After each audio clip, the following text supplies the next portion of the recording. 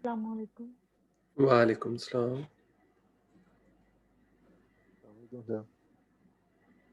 जी students, क्या हाल है आप लोगों का? ठीक है।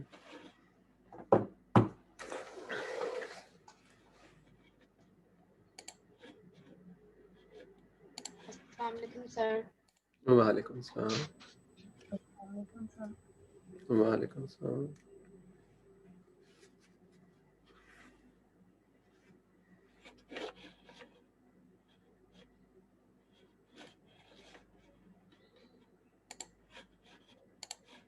जी बेटा, क्या हाल चाल, आप लोग ठीक हैं?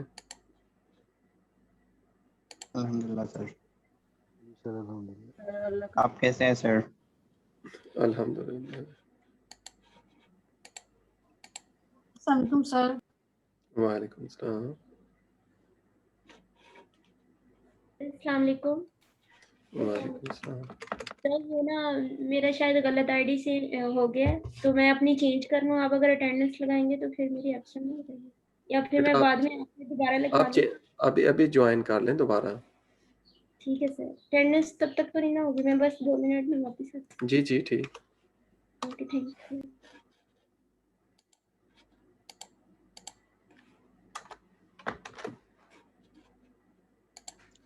वालेकुम सर। वालेकुम सलाम। तो कैसे हैं आप? शुक्र अल्लाह का। जी बच्चे आप सुनाए? ठीक। जी सर।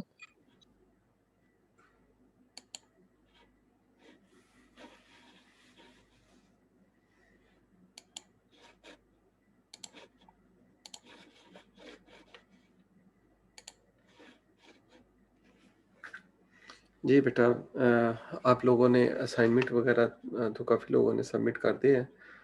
तो जो प्रीवियस लेक्चर है उससे रिलेटेड कोई आपका क्वेश्चन है या प्रॉब्लम है तो please, if you have any question related to the previous lecture, please you can ask me. Yes.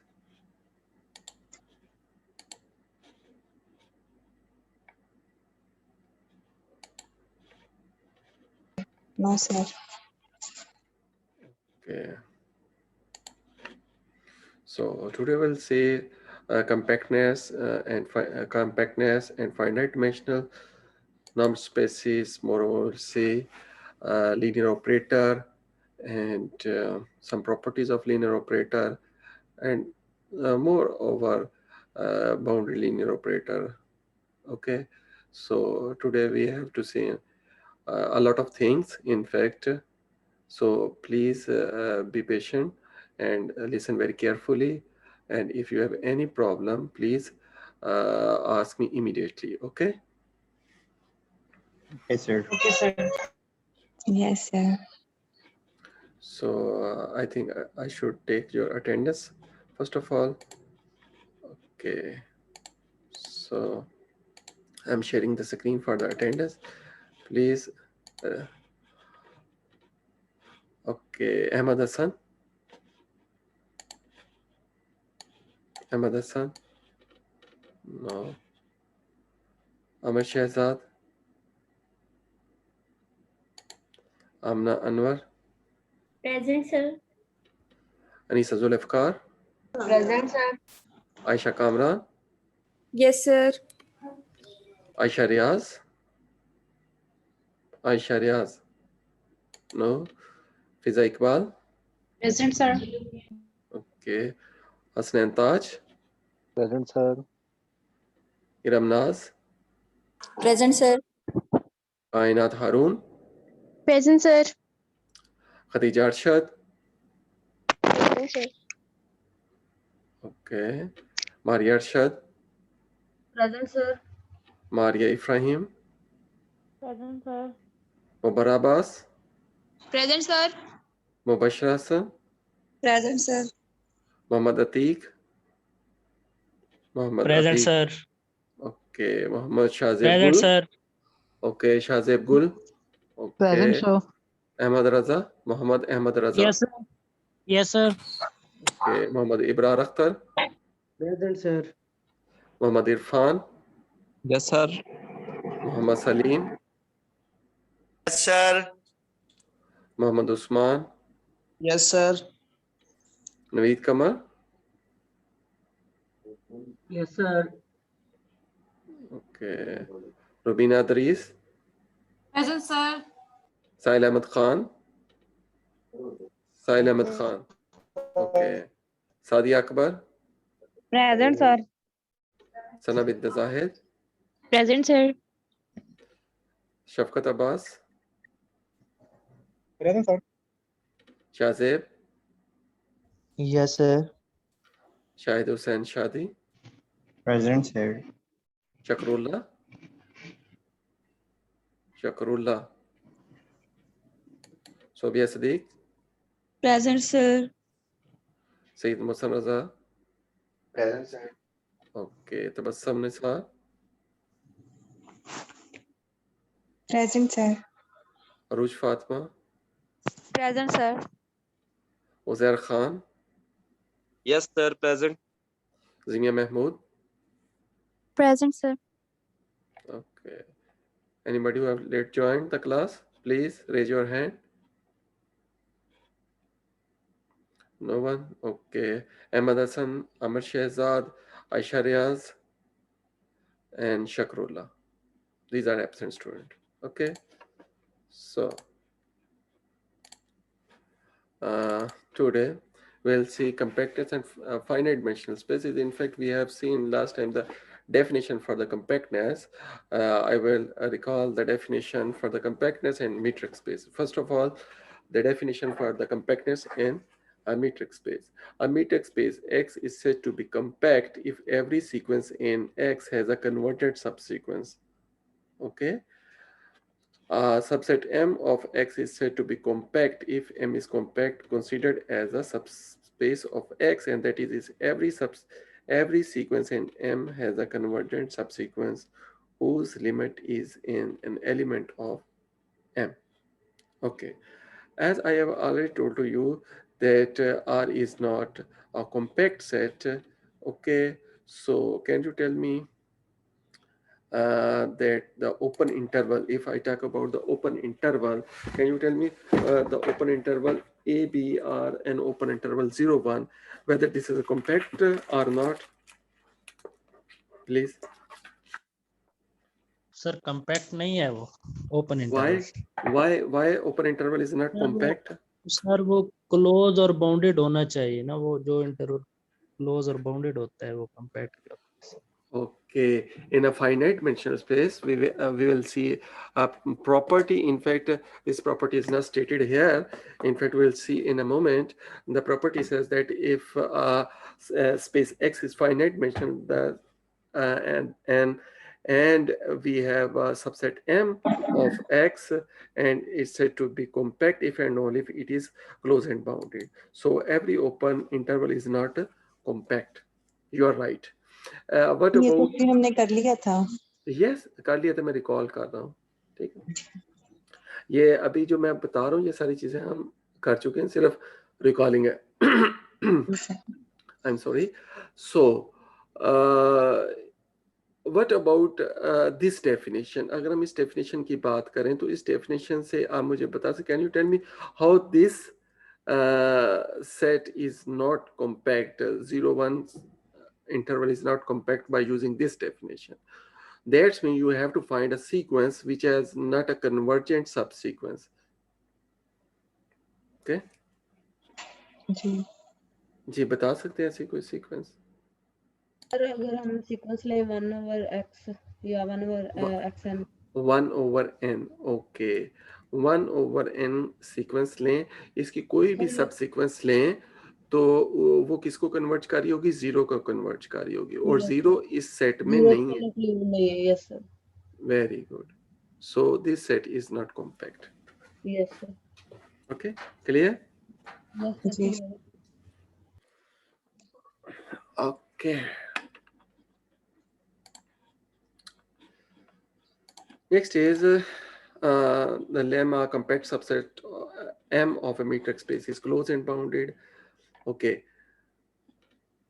तो किसी भी हमारे पास स्पेस में, किसी भी मीट्रिक स्पेस में, इनफैक्ट किसी भी मीट्रिक स्पेस में कोई भी सबसेट हम लें, वो कॉम्पैक्ट अगर है तो वो क्लोजर बाउंडेड होगा.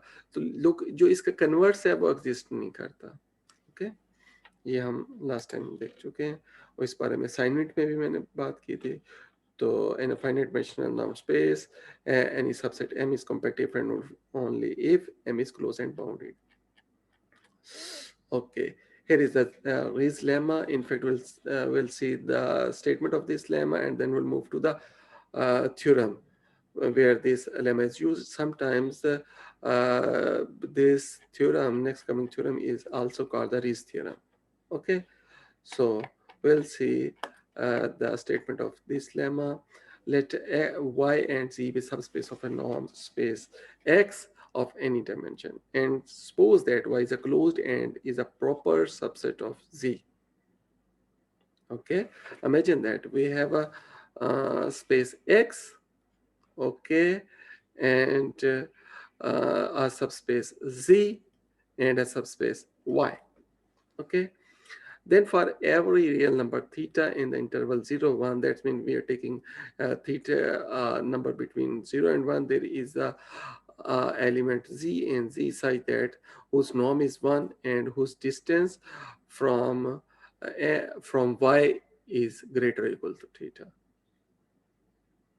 Okay, whose distance is greater or equal to theta.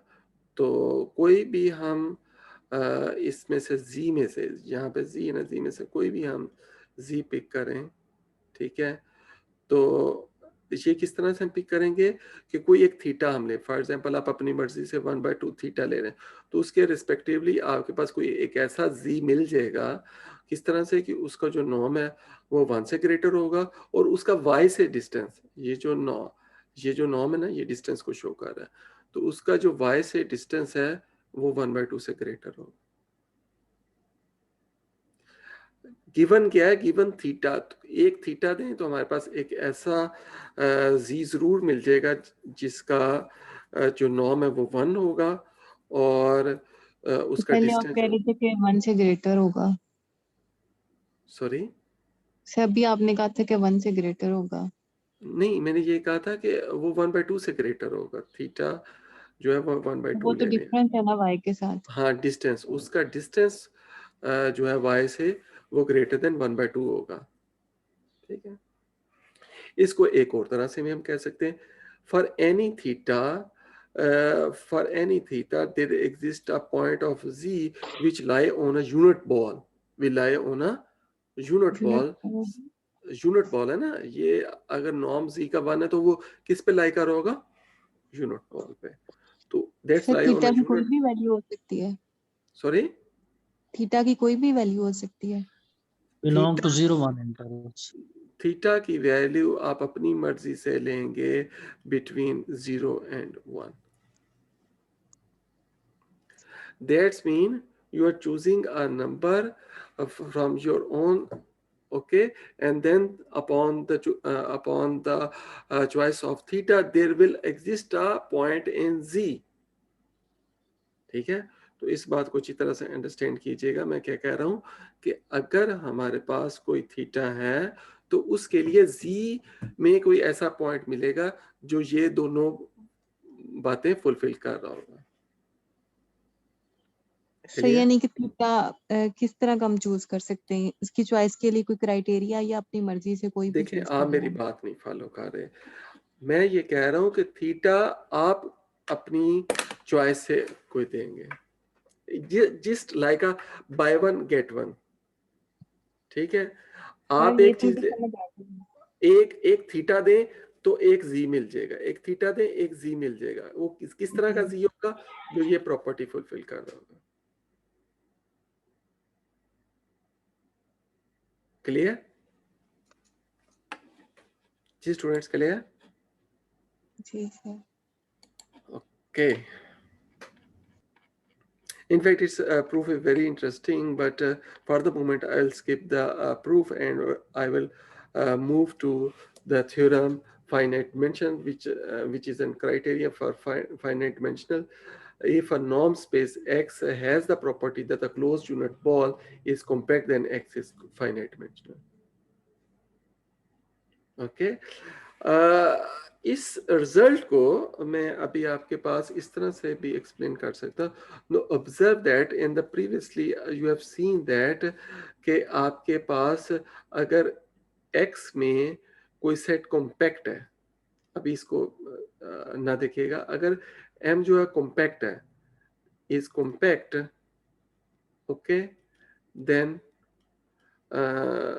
m is closed and bounded. Okay. Bounded होता है। ओके, ये हमने देख चुके हैं ऑलरेडी. ओके, मोर ओवर अगर हमारे पास x जो है वो हमारे पास इनफैक्ट ओके, कोई भी हमारे पास x जो है ना वो कॉम्पैक्ट हो, इसी तरह से ये भी रिजल्ट है हमारे पास. If x is compact then unit ball, ये वाला जो यूनिट बॉल है ये हमारे पास अल्टीमेटली कॉम्पैक्ट होगा. अगर x कॉम्पैक्ट है तो यूनिट क्लोज यूनिट बॉल वो भी कॉम्पैक्ट होगा क्योंकि वो क्लोज एंड बाउंडेड है. Okay, clear? Yes, on the sir. on the other hand we will see अगर हमारे पास किसी भी नॉन स्पेस x में क्लोज यूनिट बॉल कॉम्पैक्ट हो तो x जो है वो फाइनाइट डिमेंशनल होगी. x क्या होगी? Finite dimensional. Dimensional space. तो ये just like a converse of that theorem है.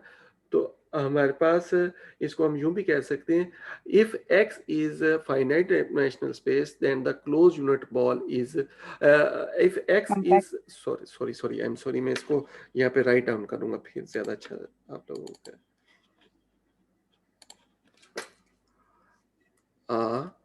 Norm space x is compact if and only if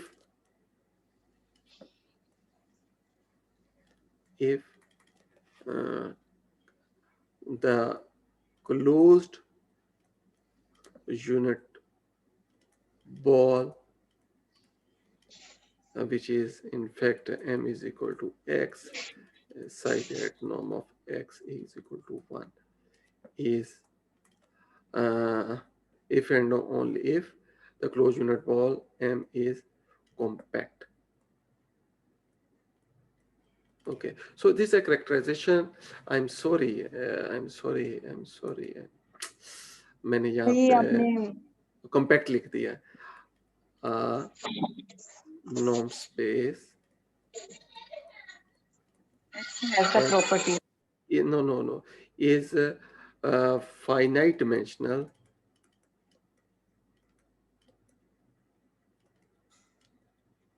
if and only if m is compact. I'm sorry, I'm really sorry. Okay, तो ये हमारे पास है कि कोई भी नॉन स्पेस जो finite dimensional होगी इफ एंड ओनली इफ कि उसमें जो क्लोज यूनिट बॉल है वो कॉम्पैक्ट होगा. ओके जी स्टूडेंट, क्लियर है? अब इस रिजल्ट के दो पार्ट है ना. एक है कि अगर मेरे पास कोई नॉन स्पेस फाइनाइट डायमेंशनल है, अगर कोई नॉन स्पेस फाइनाइट डायमेंशनल है then closed unit ball is compact. Secondly, if closed unit ball is compact then x is finite dimensional. तो पहला जो पार्ट है वो तो आप ऑलरेडी आपको आता है. फर्स्ट पार्ट कि अगर आपके पास dim of x, dimension of x is finite, this implies m is compact. How? ये किस तरह से, क्यों ये compact है, बताएं बेटा.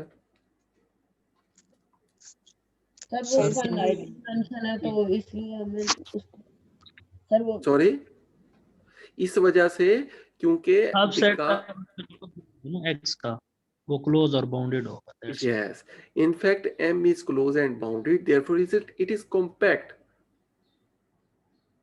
Okay, therefore m is compact. No, we'll see the converse of this result, which says that if a closed unit ball is compact, then X is finite dimensional space. Okay, but here in the book by Crazy, here choose the subset. Okay, no problem. Sorry, it has a property. Okay, तो उसको property का नाम दे दिया, लेकिन normally ये हमारे पास जो result है वो अरीज का, वो sometimes इस तरह से भी हम state करते हैं. Okay, कोई भी finite dimensional होगी if and only if closed unit ball is compact. उसमें मैंने आपको बता दिया कि उसका first part जो है वो इस तरह. Now we'll see the second part of this result.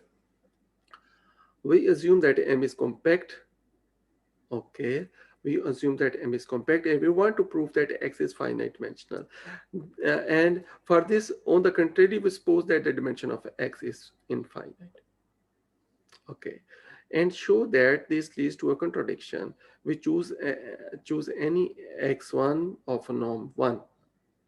Okay, this x1 generates a one-dimensional subspace of x1 of X which is closed. Okay. आप मुझे ये बताएं norm 1 क्या है? Anybody please? ये जहाँ पे लिखा है वहाँ we choose any x1 of norm 1. इसका क्या मतलब है कि कोई हम एक ऐसा x1 चूज X1 का करें, नॉर्म लेंगे. 1 हो, ऐसा x1 चूज कर रहे हैं. Okay, clear?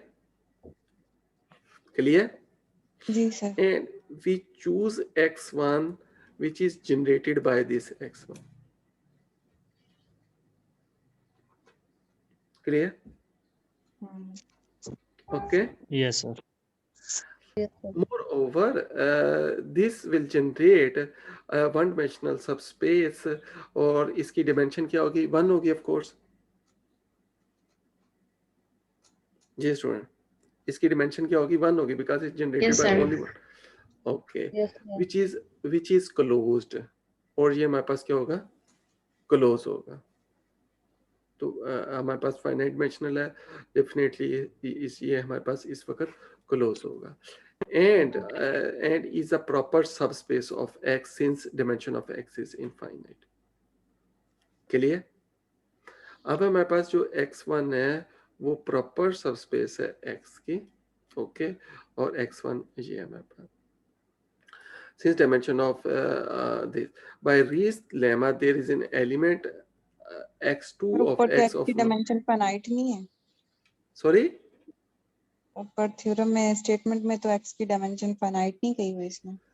लेकिन यहाँ पे मैंने आपको contrary हम उसको assume कर रहे हैं. We're assuming that the dimension of X is infinite. अच्छा. Clear? जी sir. Okay. By Rees's lemma there is an element x2 of X of norm 1 such that, तो किस तरह से हमारे पास एक उसका available होगा such that x2 minus x1 greater equal to theta which is 1/2. So please tell me, आपको मैंने लेमा की स्टेटमेंट बहुत दफा भी बताई है. Please tell me what is y and what is z in this form. अब मुझे बताएं y क्या है? Subspaces X की. Sorry? सर लेमा में तो हमने पढ़ा है कि ये y और x1 y है. सर इसमें z जो है वो x1 है सर. x2 है. z क्या है? x2 z है सर. x1 जो और है y वो x1 है. x1 है. ओके, तो x2 जो वो बिलोंग कर रहा है z से, और जो आपके पास x1 है वो y से. क्लियर? लेकिन सर यहाँ पे x1 और x है ना, तो z की जगह x1 होगा सर, और x1 बिलोंग करेगा x से. दोबारा देखें प्लीज. इसमें सर 2 स्पेसेस हैं, एक x1 है और एक x है. देखें बेटा, इस तरह से लेमा की स्टेटमेंट में है कि यहाँ पे z का नॉर्म 1 होगा और z का डिस्टेंस जो होगा y से वो है ग्रेटर देन थीटा. वैसे भी सर अगर हमारे पास y वैसे भी z x2 से जो x1 है वो छोटा ही होगा, तभी हमारे पास वो ग्रेटर देन थीटा है। नहीं नहीं बेटा, ऐसी तो बात नहीं। इसलिए x2 माइनस x1 नहीं होगा, नहीं नहीं नहीं नहीं, आप समझ नहीं रहे जरा मेरी ऐसे ही होगा तभी। नो नो नो, मैं जी सर। आपको एक रिक्वेस्ट करना चाहूंगा कि प्लीज अभी आप लोग जो स्टेटमेंट है ना लेमा की, उसको अपने नोटबुक पे लिखें, अभी लिखें।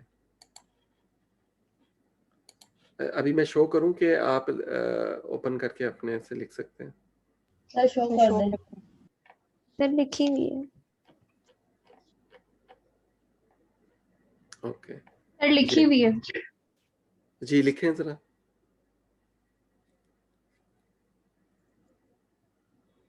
ऐसे ही है।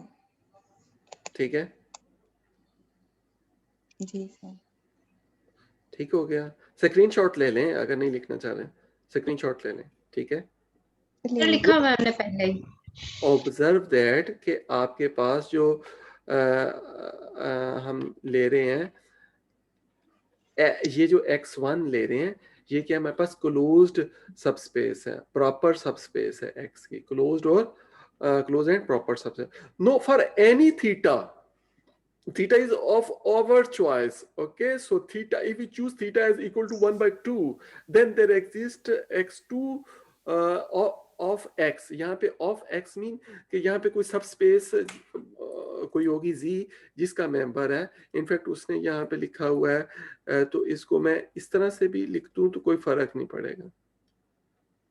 Okay, got my point? Such that in fact we are only interested such an element x2. Okay, clear? Okay, next is the element x1 x2 generate a two-dimensional proper closed subspace of x2 of x. Okay, अब हमारे पास जो x1 एक पहले था, अब हम x1 और x2 से एक और स्पेस जनरेट कर रहे हैं और उसका नाम हम x2 कर रहे हैं। अब फिर ये फाइनाइट डायमेंशनल है, तो सब स्पेस होगी x की। अगेन आपके पास बाय रीज़िज लेमा आपके पास x3 अवेलेबल होगा। जी, क्लियर? जी sir.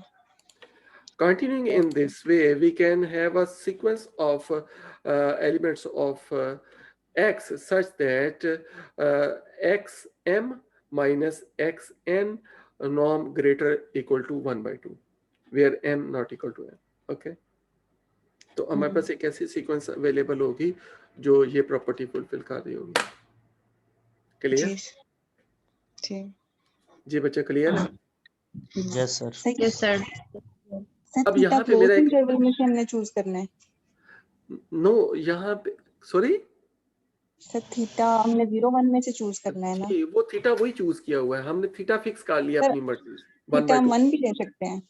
No no, because theta is between 0 and 1. ऊपर इंटरवल है 0 1 तक इंक्लूड नहीं है। ओके, सेकेंडली आपके पास जो 1/2 आपने एक दफा फिक्स कर लिया, और जो भी स्पेस जनरेट हो रही है उस सब के लिए आप वही थीटा यूज करें। क्लियर? जी ओके, प्लीज सर यहाँ पे Yes. सर यहाँ पे ये कंडीशन लगेगी कि xn जो है must be less than theta. Why जो xn हम is थीटा less की than वैल्यू theta? लेंगे वो होना चाहिए नहीं, xn। Please read the statement of the lemma, please listen very carefully. आपके लेमा की स्टेटमेंट में है कि z का norm equal to 1 and z minus y norm greater equal to theta. वहां पे कहीं पे y और z का थीटा के साथ रिलेशन नहीं है। ओके सर, ठीक है। ओके, यहाँ से एक छोटा सा क्वेश्चन मैं आप लोगों पे छोड़ रहा हूँ, लेकिन आप ऑब्जर्व कीजिएगा।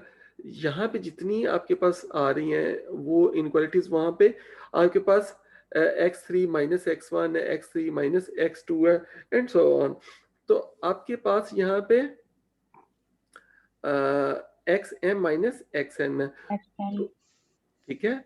तो यहाँ पे ये जो डिफरेंस है वो xm और xn, तो यहाँ पे ये नहीं है कि m n जो है वो आपके पास, आई एम सॉरी, ये नहीं है, ये कोई फिक्स रूल नहीं है। कोई भी m जो है n के नॉट इक्वल होगा उसके लिए ये रिलेशन होल्ड कर रहा होगा। जी ओके, तो इसको आप ऑब्जर्व कर सकते हो। Moreover, obviously, xn cannot be a cannot have a convergent subsequence. Why? जी बच्चों बताएं क्यों? सर ये काशी सीक्वेंस नहीं है ना सर, ये तो काशी इस वजह से। सीक्वेंस, ये काशी सीक्वेंस नहीं है, तो इस वजह से ये कभी भी कन्वर्जेंट सबसीक्वेंस नहीं रखेगी। Yes sir. ठीक है, ये कौशी नहीं है, तो कोई भी अगर सब सीक्वेंस भी लेंगे तो कौशी नहीं है, तो उसकी जो सब सीक्वेंस होगी वो भी कौशी नहीं हो सकती इस वक्त। ठीक है, obviously xn cannot have a convergent subsequence. Okay, these contradict the compactness of m. तो ये m की जो compactness है उसको क्यों वायलेट कर रहे हैं? सर क्योंकि इसमें वो कन्वर्जेंट सबसीक्वेंस नहीं है। हमने ये कहा था कि m जो है वो हमारे पास देखें, आपके पास जितने x i's हैं, हर x i's का जो नॉर्म है वो 1 के इक्वल है। दैट्स मीन कि x i belongs to m। ठीक हो गया। अब ये दैट इज आपके पास xn sequence is in m, वो m के अंदर है, तो ये कोई भी सीक्वेंस है तो अगर m कॉम्पैक्ट है तो इसकी कन्वर्जेंट सब सीक्वेंस होगी, तो ये कॉन्ट्रडिक्शन आ गई है। Clear? Yes sir. Okay, therefore we can say that our assumption that dimension of x is infinite is false, therefore the dimension of x is finite. Clear? So we recall our statement of the theorem: a norm space X is finite dimensional if and only if the closed unit ball is compact. Okay, we have proved that if M is compact, then this implies dimension of X is finite. Clear? In this way, we can say that M characterizes the dimension of X. Okay? So we can say that the norm spaces in which closed unit ball are compact are finite, are of finite dimensional space. ठीक है? Clear? जी students. जी sir. जी sir. So here is a very beautiful application of, in fact, related to the compact subset. Let X and Y be a metric spaces and T a mapping from X to Y, a continuous mapping. Then the image of a compact set M of X under T is compact. क्या मतलब इसका? That means continuous function send the compact set into the compact sets. Okay, got my point? Repeat Yes, sir. sir. क्या मतलब हुआ कि अगर आपके पास एक कॉन्टिन्यूस फंक्शन है t, आपके पास कोई कॉन्टिन्यूस फंक्शन है x to y, ओके, एक कॉम्पैक्ट सबसेट m लें, किसका? x का, और उस पे t अप्लाई करें। सॉरी, यहाँ पे मैं ये लिख दूं, if m is compact, then image of this set is also compact. Okay sir. Got my point? Clear? Right sir. Well, Yes. it's very easy to observe. ये बहुत easy है और बहुत useful है। अभी इसको अगर हम application के respect से देखें तो ये इसका proof छोटा सा है, ये मैं आप लोगों के लिए छोड़ता हूँ, बहुत easy है, you can do very easily. जो technical part था वो मैंने आप लोगों को बता दिया, ये easy आप लोग कर सकते हैं। लेकिन इसका जो theorem का जो implication है वो बहुत interesting है। Can anybody tell me what this theorem imply? कोई मुझे बता सकते हैं इसका थ्योरम की एप्लीकेशन?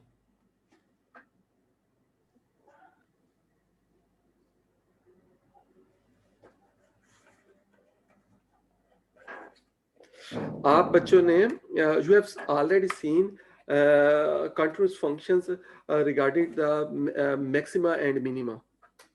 आप लोगों ने देखा हुआ? जी सर.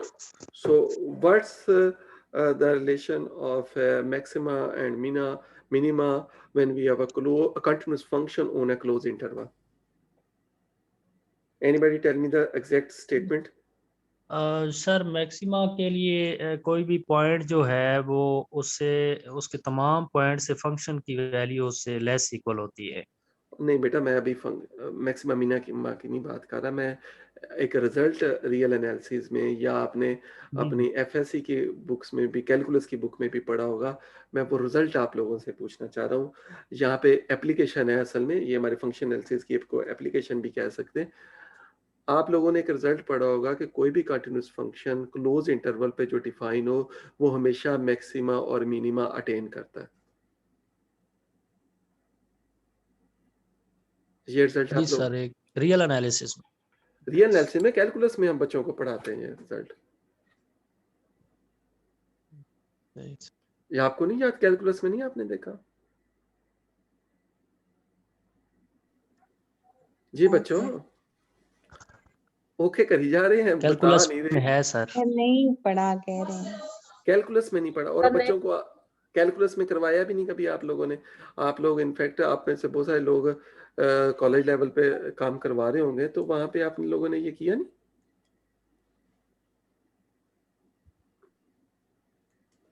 जी सर, इसमें रियल एनालिसिस 1 और 2 में सर ये रियल रिजल्ट एनालिसिस जो को है छोड़े, 1 में मैं उससे भी पहले आ रहा हूँ, क्योंकि रियल एनालिसिस तो बहुत बाद में आप लोगों ने पढ़ी होगी। कैलकुलस तो आप लोगों ने एफएससी में की होगी ना? एफएससी में 2.9 है उसकी सेकंड ईयर की। अच्छा, उसमें क्या है? ये मैक्सिमम मिनिमम। जो पॉइंट है उस लेवल पे थ्योरम्स करवाए नहीं ना जाते, सर बहुत उसमें कम हमने होता है। डेरिवेटिव्स के लिहाज से पढ़ा हुआ मैक्सिमा और मिनिमा। ओके, मैं आपको बताऊं, अगर हमारे पास कोई भी फंक्शन जो है क्लोज इंटरवल पे वो कंटिन्यूस है, it must attain it's maxima and minima. ठीक है, ये रिजल्ट हम कैलकुलस में बच्चों को करवाते हैं।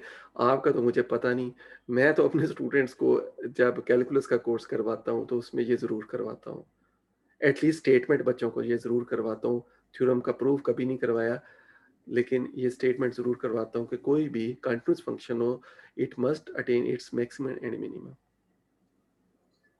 सो कंटिन्यूस जो है तो एक्सट्रीम वैल्यूज पे तो फिर वो होगा ही ना। नहीं, ये ज़रूरी नहीं है। मैं आपको एक एग्जांपल बताता हूँ। आपके पास एक फंक्शन है जो कि 0-1 इंटरवल से r पे किस तरह से डिफाइन है, वो डिफाइन है f of x is equal to 1/x। ये कंटिन्यूस है? जी बच्चों, ये कंटिन्यूस है? ठीक है। Yes sir. Yes sir, continuous है। जी सर, कंटिन्यूस है। इसकी मैक्सिमम वैल्यू बता सकते हैं क्या? 1। माशाल्लाह, सॉरी, नहीं, ओपन इंटरवल है। माशाल्लाह माशाल्लाह। बच्चों आप मैक्सिमम सर सर 1 को अप्रोच करती होगी कोई भी वैल्यू। माशाल्लाह माशाल्लाह माशाल्लाह। फिर रिव्यू कर लें।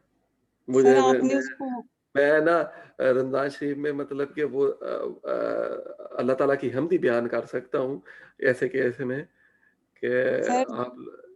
जी बेटा। सुने तो सही सर, आपने उसको ओपन इंटरवल दिया हुआ है ना 0-1। हाँ, ओपन इंटरवल लिया हुआ है। तो अगर मैं 1 क्लोजिंग, आएगी इसकी।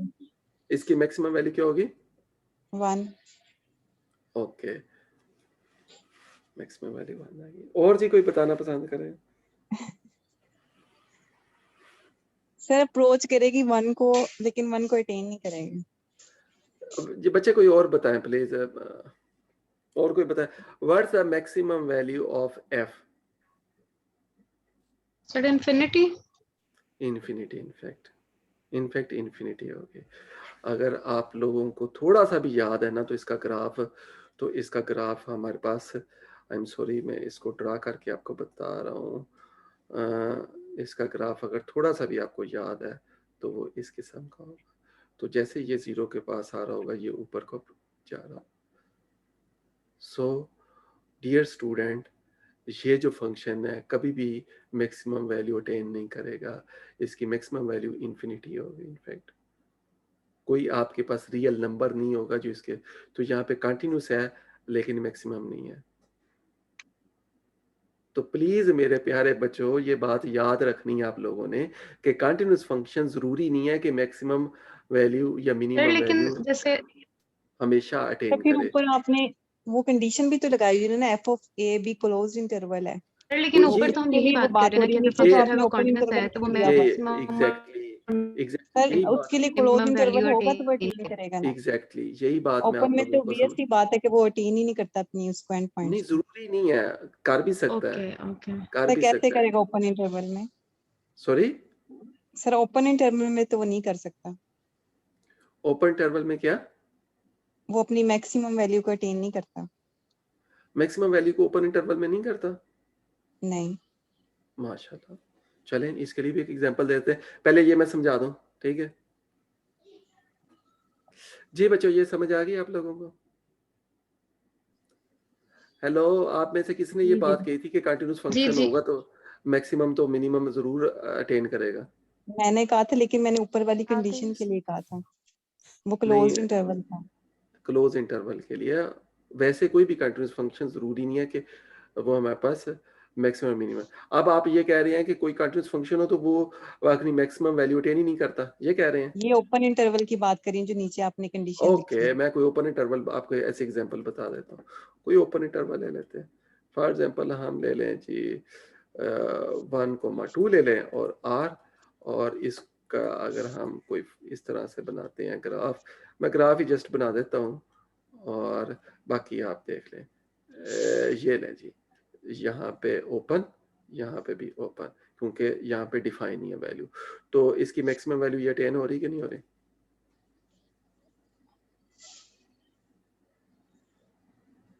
जी बेटा बोले। सर फिर ये हमारी सर फिर जो हम ये बात कर रहे हैं कि जी अगर फंक्शन जी कॉन्टिन्यूस है तो वो मैक्सिमम मिनिमम वैल्यू अटेन करेगा, तो वो फिर यहाँ फुलफिल तो नहीं हो रही, उसके लिए ये बात समझाने तो की है हमारे पास कि काउंटर एग्जांपल्स हैं फिर नो काफी नो सारे। No no no my dear, ये जिस इसमें आप ओपन इंटरवल है, उसके लिए ओपन कंडीशन है कि इंटरवल है, क्लोज्ड इंटरवल होना चाहिए। क्लोज ओके इंटरवल होना चाहिए, जी ये जो कंडीशन है ना ये बहुत इंपॉर्टेंट है। ये तो ठीक कंडीशन है आपको अंडरस्टैंड करवानी कि क्लोज इंटरवल पे अगर आप जी कंटिन्यूस फंक्शन अप्लाई करेंगे तो फिर आपके पास उसकी मैक्सिमम मिनिमम वैल्यू अटेन होगी। दिस इज द ओके तो पॉइंट इसकी sir I minimum want to value क्या होगी? Tell you. ये वो पॉइंट है जो बहुत ज्यादा इंपॉर्टेंट है। This is an beautiful example of your function analysis. You are really interested in what we are doing, so please remember very carefully, this is an example of okay sir an application of your function analysis. So how we can relate this to our result? हम इसको अपने result के साथ कैसे relate करेंगे? Please कोई मुझे बताएगा?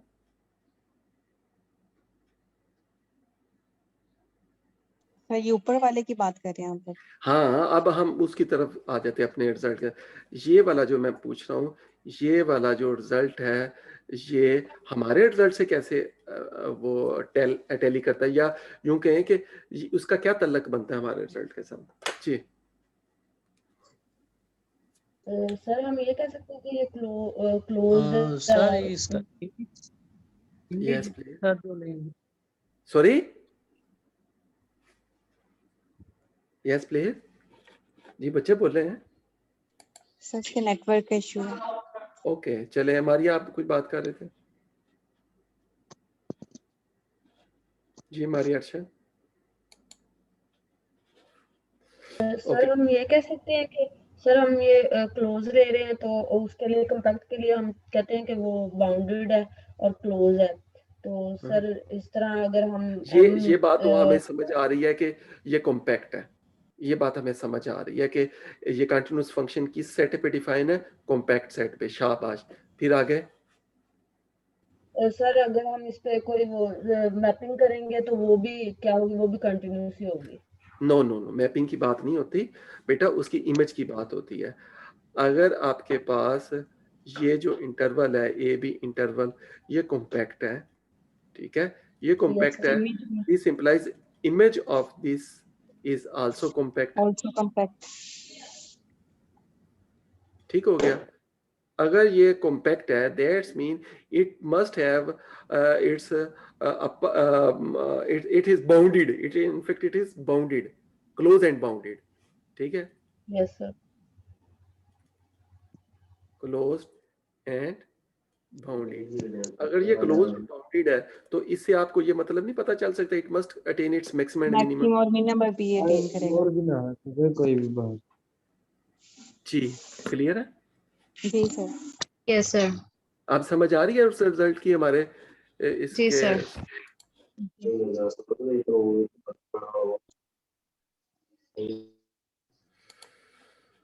So now you can enjoy the function analysis. I believe that. जी क्लियर है? ये आ गया। This is a corollary minima, maxima and minima, a continuous mapping T of a compact subset M of a matrix X into R. Assume a maximum and minimum at some points of it.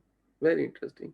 तो ये इसका proof भी उन्होंने किया हो, तो वो जो बातें मैंने आपको बताई हैं वो यहाँ पे प्रूफ में आप देख सकते हैं। क्लियर? जी बच्चों बोल रहे हैं आप, मैं तो बोली जा रहा हूँ। ओके, मैं तो इसलिए बोल रहा हूँ कि आज बड़ा इंटरेस्टिंग टॉपिक है। आप तो एप्लीकेशन की बात कर रहे थे, मुझे शुरू में बहुत पूछ रहे थे, अब जब मैं एप्लीकेशन की बात कर रहा हूँ तो आप लोग चुप कर गए। हमें रोजा लग रहा है। ओके, आई एम सॉरी, मैं भी रोजे से हूँ। आप आए थोड़ा बोले ना, इससे फिर आपको रोजा लगेगा। अल्लाह खैर करे। Okay, show that Rn and Cn are not compact. तो ये मैं आपको पहले करवा चुका हूँ कि ये कॉम्पैक्ट नहीं है। Okay, show that a discrete metric space X consists of infinity many point is not compact. Okay, तो जिसमें हमारे पास infinity many points होंगे वो कॉम्पैक्ट नहीं होंगे। okay.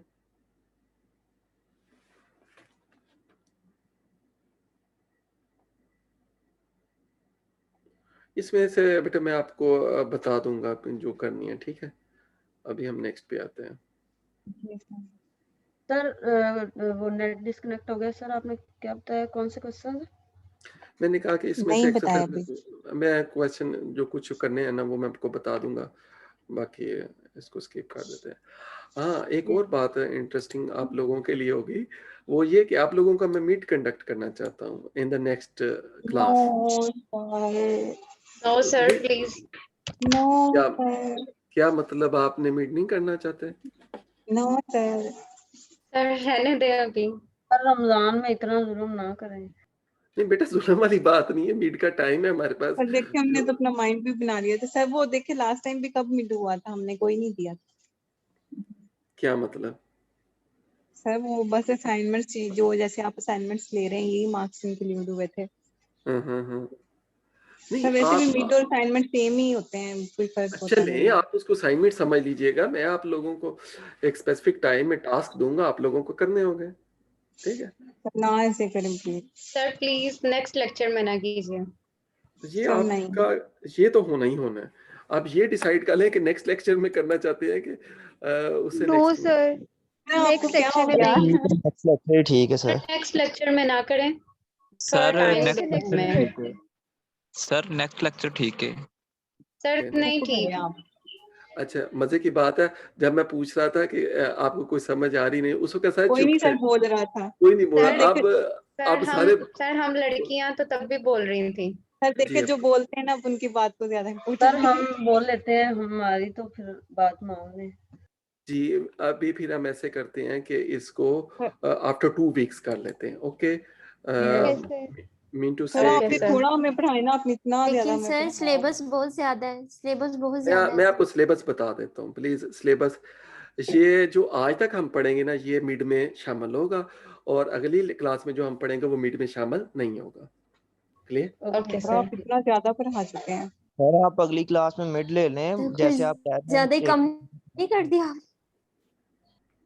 कम कर सर ये जो प्रॉब्लम्स आपने हमें दिए हुए ना वो हमने ज्यादा ही कम कर दिया। अच्छा, सिर्फ एक लेक्चर आपने स्किप किया। जी बेटा, एक लेक्चर में आपको पता है मैं कितना करवा देता हूँ। सर आप बहुत पढ़ाते हैं, आपको नहीं पता आपने कितना पढ़ा दिया। अभी तो समझे कि हमारा आधा लेक्चर हुआ है, ठीक है? और अभी हमारा आधा भी पूरा नहीं हुआ अभी हमने वैसे तो एक दो ही रिजल्ट किए हैं।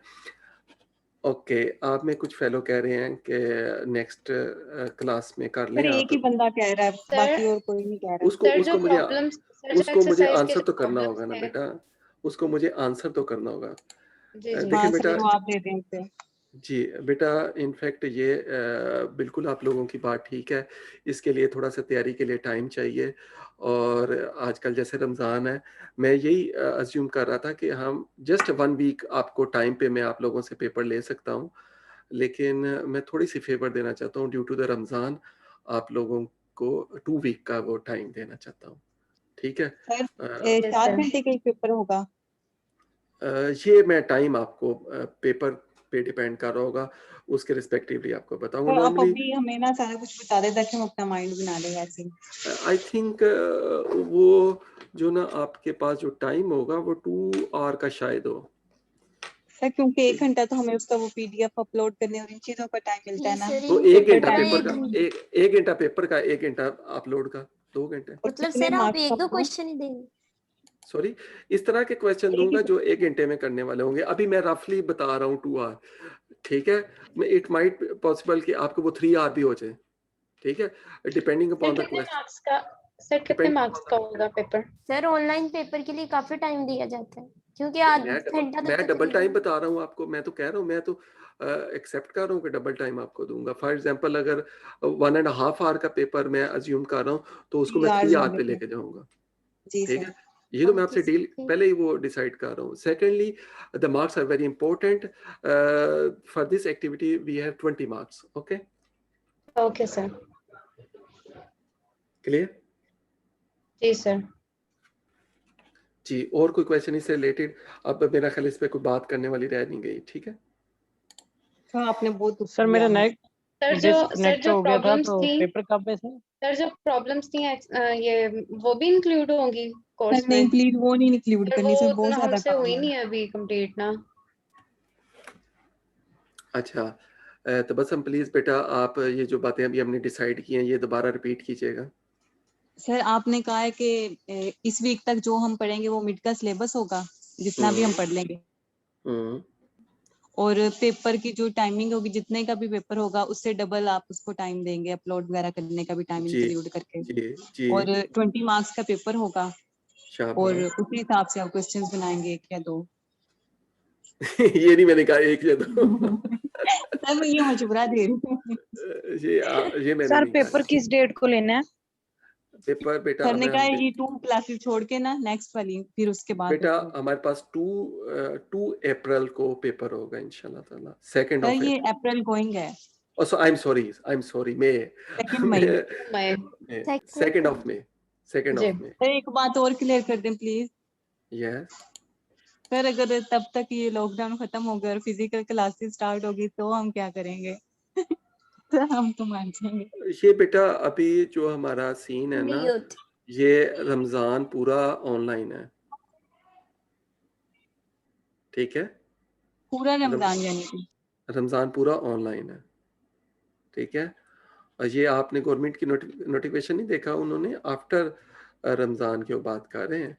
तो अभी तक यही है कि सर क्योंकि यूनिवर्सिटी वालों ने जो हमें मेल की हुई ना उसमें 30 अप्रैल तक उन्होंने लिखा हुआ है, तो ऑनलाइन है। ओके 30 अप्रैल तक है ना।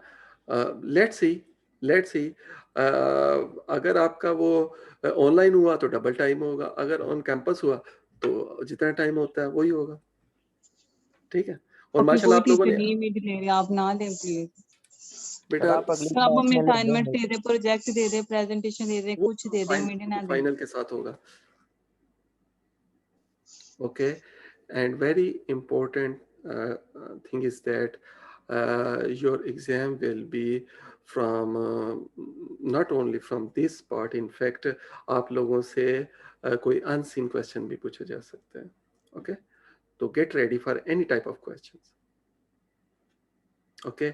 But आप मिड की बात कर रहे हैं?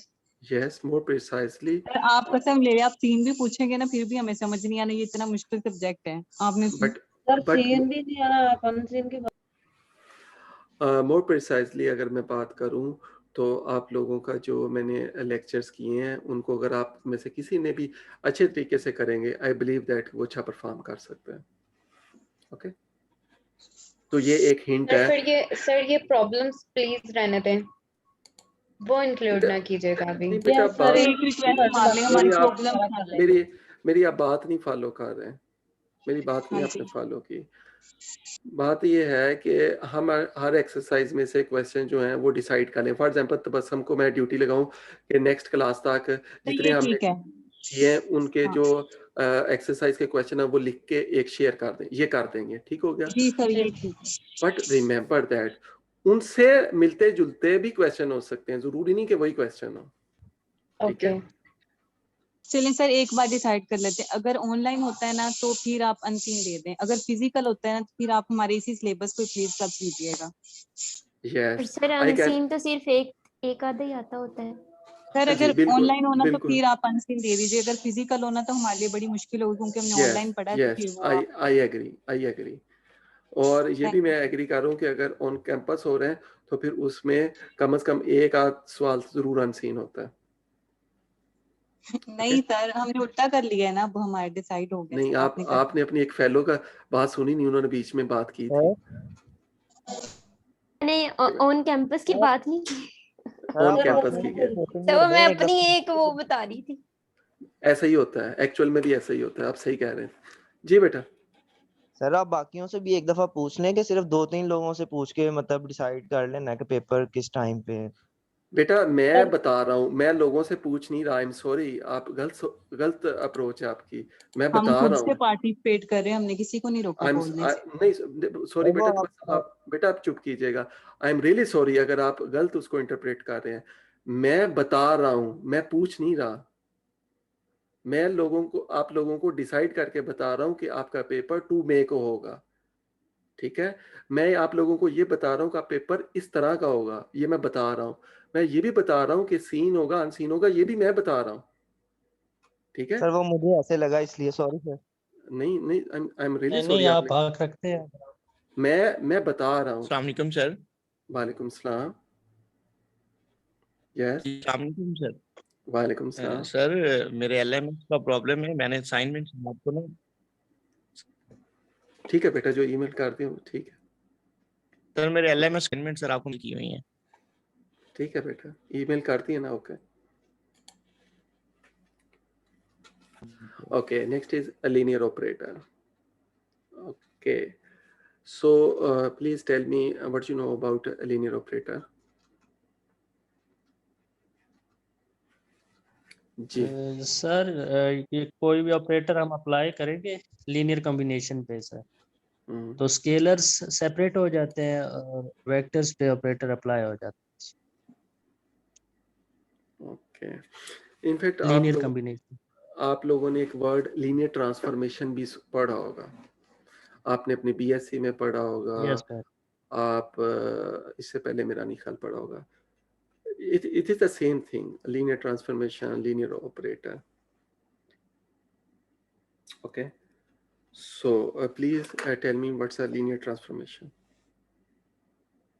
ये बच्चा सर वो ट्रांसफॉर्मेशन जिसमें जो डिस्टेंस है वो प्रिजर्व हो जाता है। नहीं, लीनियर ट्रांसफॉर्मेशन की बात कर रहे हैं। लीनियर सर है टी ऑफ अल्फा एक्स। आप ये बताइए। आई एम सॉरी, मैं आपको हाँ yes equal to alpha plus beta y equal to alpha T of x plus beta T of y. T of x plus beta y. शाबाश, बिल्कुल। ये तो ये जो प्रॉपर्टी कोई भी अगर फंक्शन, कोई मैं यहाँ पे फंक्शन का वर्ड यूज कर रहा हूँ, अगर कोई भी फंक्शन ये प्रॉपर्टी फुलफिल कर रहा हो तो ऐसे फंक्शन को हम लीनियर फंक्शन कहते हैं, ठीक है जी बच्चों, ठीक है जी सर। Yes sir. ओके, अब आपने वर्ड जो सुना है वो है लीनियर ट्रांसफॉर्मेशन। तो लीनियर ट्रांसफॉर्मेशन का जो वर्ड है ना, वो बेसिकली आप एक आर एम से दूसरे आर एन पे जो फंक्शन ये प्रॉपर्टी फुलफिल कर रहा हो उसको लीनियर ट्रांसफॉर्मेशन कह रहे होते हैं। ये आप लोगों ने लीनियर अलजेब्रा के कोर्स में किया होगा। ऐसे ही है? जी सर। क्लियर है जी बेटा? Yes sir. जी सर, ये किया हुआ है हमने उधर। तो लीनियर ट्रांसफॉर्मेशन क्यों बोलते थे, ये आप बताएंगे? ट्रांसफॉर्मेशन का वर्ड क्यों यूज कर रहे थे?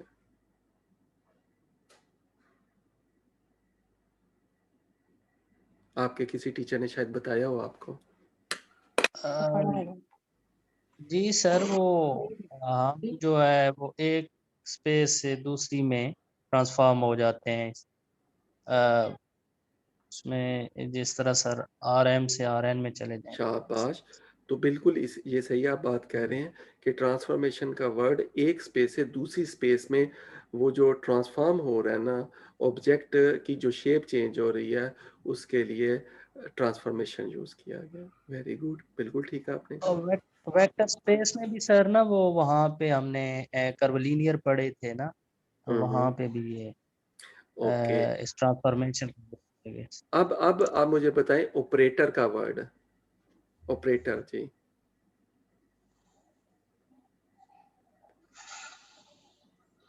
जी बेटा, ऑपरेटर। ऑपरेटर तो सर ये इसमें XYZ में हम उस पे अप्लाई करते हैं ना सर।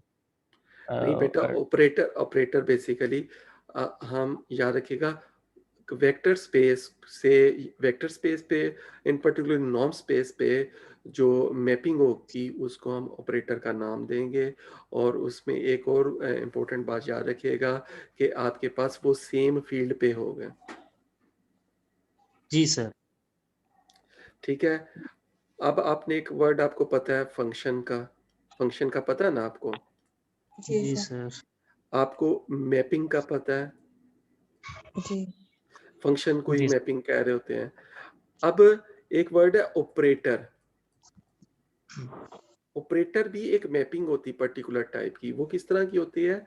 जो किसी वेक्टर स्पेस से वेक्टर स्पेस पे या नॉर्म स्पेस से नॉर्म स्पेस पे डिफाइन हो। किस तरह से कि वो जो आपके पास दोनों वेक्टर स्पेसेस हैं उनकी जो फील्ड है वो सेम हो। क्लियर हो गई ये बात? जी सर। ठीक हो गया? बिल्कुल सर। आप समझ आ गई? असल में ना एक मैथमेटिक्स में आप you are the students of mathematics, it's very important thing is that कि आप लोगों को जो नेम है उससे मीनिंग का पता हो। ठीक है? कभी भी आप कोई टर्म देखें, कोई भी टर्मिनोलॉजी देखें, तो उसमें अगर आप नेम अगर आपको बाय द डेफिनेशन क्लियर है फिर बहुत अच्छी बात है। Linear mean this property. Operator mean this is a mapping between vector space and norm space. Okay, so अब आपको डेफिनेशन क्लियर हो जाएगी। अब आपको डेफिनेशन आसानी से आप बता सकते हैं। A linear operator T is a operator such that domain of T is a vector space and the range of T lies in the vector space over the same field. Secondly, this property holds.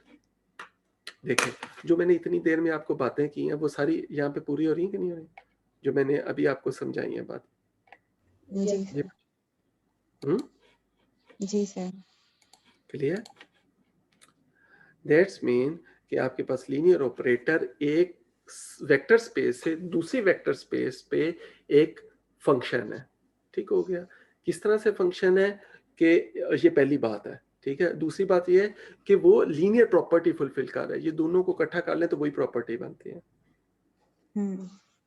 On the same field, it's very important. On the same field, ये क्यों important है on the same field? इस वजह से कि ये वाली जो है ना, देखें AX स्केलर मल्टीप्लाई x के साथ अल्फा स्केलर है मल्टीप्लाई T ऑफ x के, ये दूसरी स्पेस का अब मेंबर हो गया। तो उस स्पेस का भी फील्ड वही होगा तो इसके साथ मल्टीप्लाई हो सकेगा, अदरवाइज यहाँ पे स्केलर मल्टीप्लिकेशन डिफाइन नहीं हो सकेगी। इसलिए दोनों वेक्टर स्पेस का सेम फील्ड पे होना जरूरी है। Got my point? Yes. Yes sir. Okay, तो यहाँ पे जो डेफिनेशन है उस पे मैं 1 मिनट के लिए स्टॉप करता हूँ। जो अटेंडेंस है वो नेक्स्ट जो है वो मैं जनरेट करना चाहता हूँ, तो प्लीज़ मुझे बता दें अगर किसी ने लेट ज्वाइन किया हो तो। ये सर मेरी लगा दें, आयशा रियाज। Aisha Riaz. Okay. Ahmad Hassan, Amir Shehzad. No. And the last one, Shakrullah. Shakrullah. Yes, sir. I am present. Okay, okay. So Thank you, sir. save change here. I thought that Shakrullah is not present. Okay. So Sir, I okay. am present from start. Okay, okay, okay. Thank you, So sir. everything is okay, clear for you? Yes, sir. Okay, fine.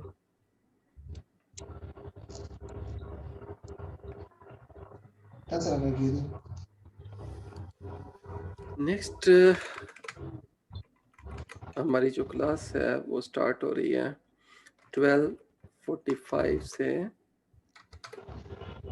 1:45 1:30 sir कर लें। Sir break नहीं करनी आज? 1:30 से ठीक है, break ना करें सर, नमाज का टाइम सर ब्रेक खत्म हो।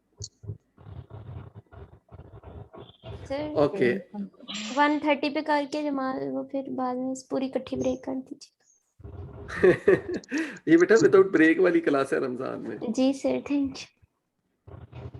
Okay please Ahmed Hasan absent है, आमिर शहजाद एब्सेंट है।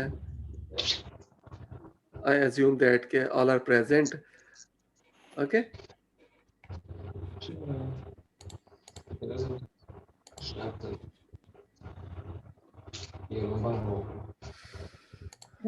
लोग प्रेजेंट हैं।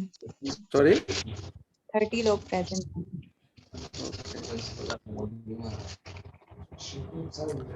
No, please observe that the notion we write tx instead of t of x. तो t of x की जगह पे हम tx simply लिख लेते हैं जब हम linear operator की बात कर रहे थे। This is simplification is standard in function analysis. Furthermore, for the remainder of the book, we shall use the following notation. dt denotes the domain of t, rt denotes the range of t, and n of t denotes the null space of t. Null space, in fact, the space where the t of x equal to 0. Okay, and domain you know very well, range you know very well. null space आपके लिए new हो सकती है, लेकिन वो भी कुछ difficult नहीं है. Null space is the point of x for which t of x is equal to 0. Okay. So हमारे पास फंक्शन हमने डोमेन ऑफ टी से आर ऑफ टी पे, obviously this is onto function. Okay, तो ये हमारे पास onto function sir जो null space है sir वो for all x belong to x होगा। मैंने बोला for those of x equal to 0 sir. मैंने बोला for those element of x n of t is equal to those point of domain for which t of x equal to 0. This is the definition for. और necessary नहीं है sir for all points.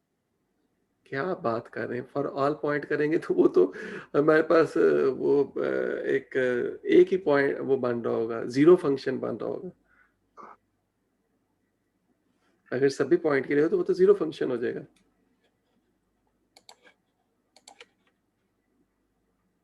Okay, also formula expresses sir. वालेकुम सलाम sir वो net का issue था, आपने वो बता दिया फंक्शनल और जो ऑपरेटर है, ये शायद हमने पढ़ा था। फंक्शनल और ऑपरेटर इनमें क्या होता है? नहीं, फंक्शनल का भी नहीं बताया मैंने, सिर्फ अभी ऑपरेटर के बारे में बात कर रहा हूँ। ठीक है। Formula 1 expresses the fact that the linear operator T is a homomorphism of a vector space into the another vector space. In fact, homomorphism में भी ये operation observe होते हैं. Here are some examples of linear operator. Identity operator Ix from x to x is an identity operator. It's a linear operator of course.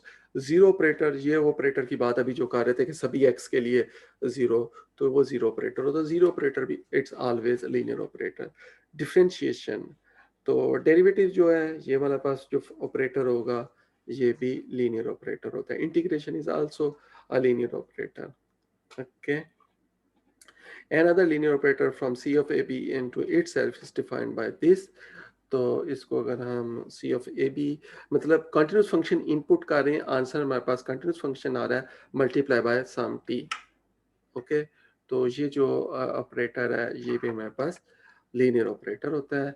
t plays a role in physics quantum theory.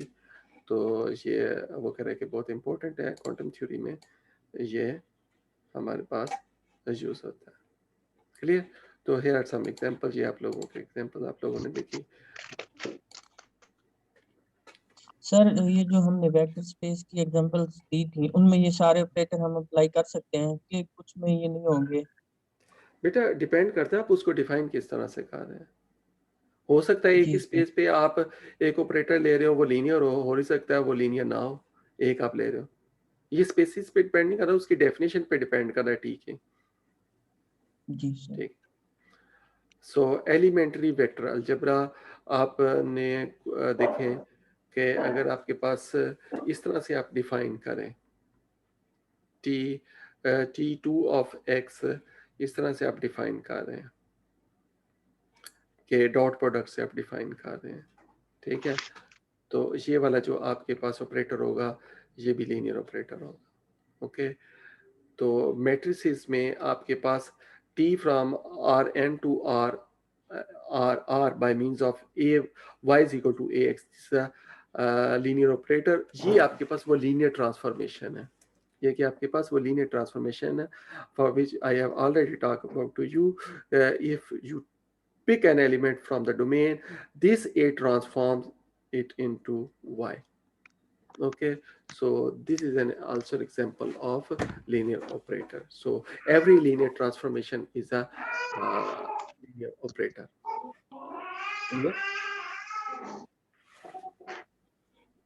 ये students clear है?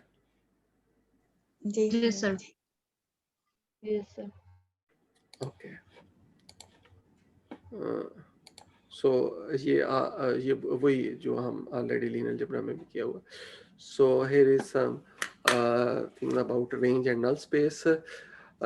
Late t be a linear operator, then range of t is a vector space. अगर आपके पास कोई linear operator है, of course उसकी जो range होगी वो हमारे पास वेक्टर स्पेस होगी, क्योंकि हम लीनियर ऑपरेटर हम ले रहे हैं एक वेक्टर स्पेस से दूसरी वेक्टर स्पेस पे. ओके, दैट्स मीन कि इनफैक्ट यहाँ पे ये बताना चाह रहे हैं कि linear operator maps a vector space into a vector space. Okay, एक वेक्टर स्पेस को एक वेक्टर स्पेस पे मैप करता है. 1-2 मिनट के लिए वेट कीजिएगा, यहाँ पे लाइट जो है वो ऑफ हो गई है.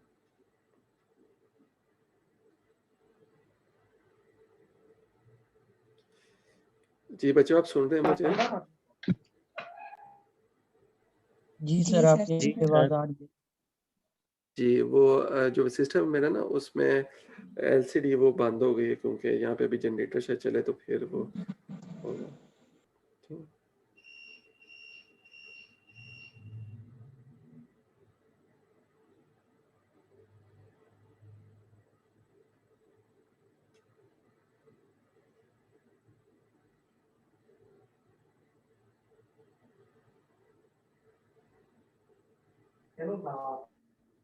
जी अब ठीक है, लाइट आ गई है. So secondly, if the dimension of domain of T is finite, then the dimension of range of T is also finite. Okay, moreover, this is the lesser equal to the dimension of domain. In fact, the dimension यहाँ पे वो dimension theorem भी होता है, वो हमें ये बताता है, आप लोगों ने ऑलरेडी किया होगा अलजेब्रा में कि dimension of domain of T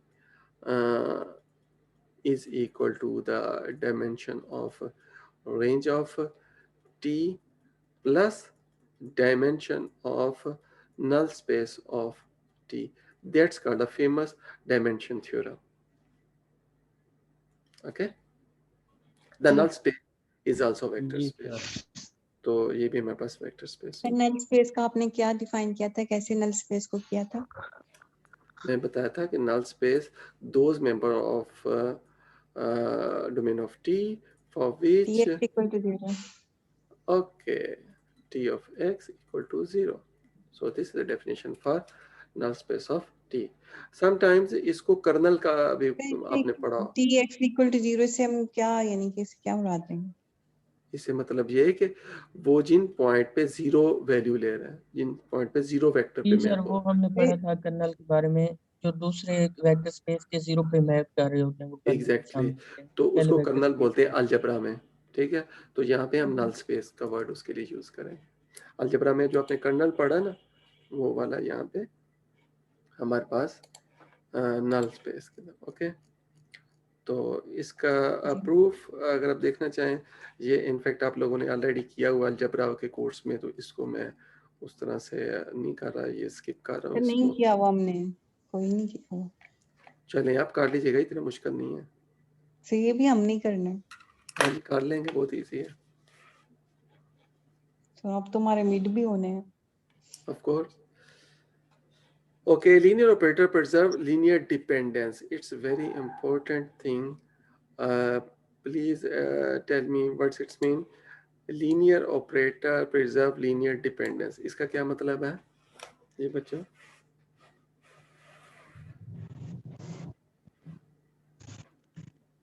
sir जो अगर मीट्रिक पे अप्लाई होगा तो वो मीट्रिक ही देगा, इमेजेस भी मीट्रिक में होंगे, यानी सेम स्पेस जो है वो प्रिजर्व रहती है। और नहीं बेटा, यहाँ पे लीनियर डिपेंडेंस की बात आ रही है। लीनियर डिपेंडेंसी क्या होती है वेक्टर स्पेस में? Sir linear combination equal to 0 for n vectors for all for some ai ai equal to 0, at least one of ai is not equal to 0. अच्छा ठीक, तो लीनियर डिपेंडेंट। इंडिपेंडेंट क्या होगा? all ai is equal to 0. Yes, देखें उसके लिए sir all ai are 0। Okay, तो linear operator जो है ना बच्चों, ये याद रखिएगा, अगर आपके पास एक लीनियर ऑपरेटर है डोमेन ऑफ टी से रेंज ऑफ टी पे अगर हम बात कर रहे हैं, तो ये वेक्टर स्पेस है, ये भी वेक्टर स्पेस है। इधर कोई अगर लीनियरली इंडिपेंडेंट या लीनियरली डिपेंडेंट सेट हो तो टी उस पे मैप हो, तो वो भी आपके पास जो सेट इसमें आएगा वो भी आपके पास लीनियरली डिपेंडेंट या लीनियरली इंडिपेंडेंट होगा। ठीक है, तो प्रिजर्व का वर्ड यहाँ पे इस सेंस में यूज हुआ। क्लियर? जी सर। तो ये बहुत इजी है इसको वैसे प्रूव करना, कि अगर आपके पास वो ये ना प्रूफ सिंपल है, and immediate consequence of the part B of the proof is worth noting, कि वो उसको आप इसमें भी यूज कर सकते हैं। ओके, ये नॉर्मली हम अलजबरा के कोर्स में करवाते हैं बच्चों को जब वो बीएस में होते हैं ना, तो आई डोंट नो कि आप लोगों ने क्यों नहीं किया। Okay, let's turn to our attention to inverse of linear operator. We first remember that a mapping T is said to be injective or one-to-one if ये अगर हमारे पास होल्ड कर रहा हो, तो one-to-one के लिए हमारे पास ये वाला रिजल्ट होल्ड करता है ना? हेलो, जी सर, कोई भी function, a function is said to be one-to-one if this thing is hold, and if we define a function from domain of T to a range of T, so automatically it hits on to. Okay, and if T is moreover is a 1-1, then T must have a inverse. जी, मेरी बात समझ आई आप लोगों? जी। अगर हमारे पास T linear operator हम range पे define कर रहे हैं तो ऑन टू तो हो गई, अगर ये 1-1 हुआ तो ये बाइजेक्टिव भी होगा और इसका इनवर्स भी एग्जिस्ट कर रहा होगा। Okay, clear? जी सर, जी। Turn our attention to the condition when this function is 1-to-1. Okay, first condition is that कि ये तो हमें पता है कि 1 to 1 हो, ये कंडीशन फुलफिल हो तो 1 to 1 होगा। तो इसको एक और तरह से भी डिफाइन किया जा सकता है, वो अभी आप लोगों को मैं बताता हूँ वो क्या है। ये इनवर्स के बारे में लिखा हुआ, वो ये रिजल्ट है inverse operator. Let x and y भी, इसका प्रूफ मैं आप लोगों को करवाऊंगा, डोंट वरी, इंपॉर्टेंट है और इंटरेस्टिंग है। Let X and Y be vector space, both real or both complex. T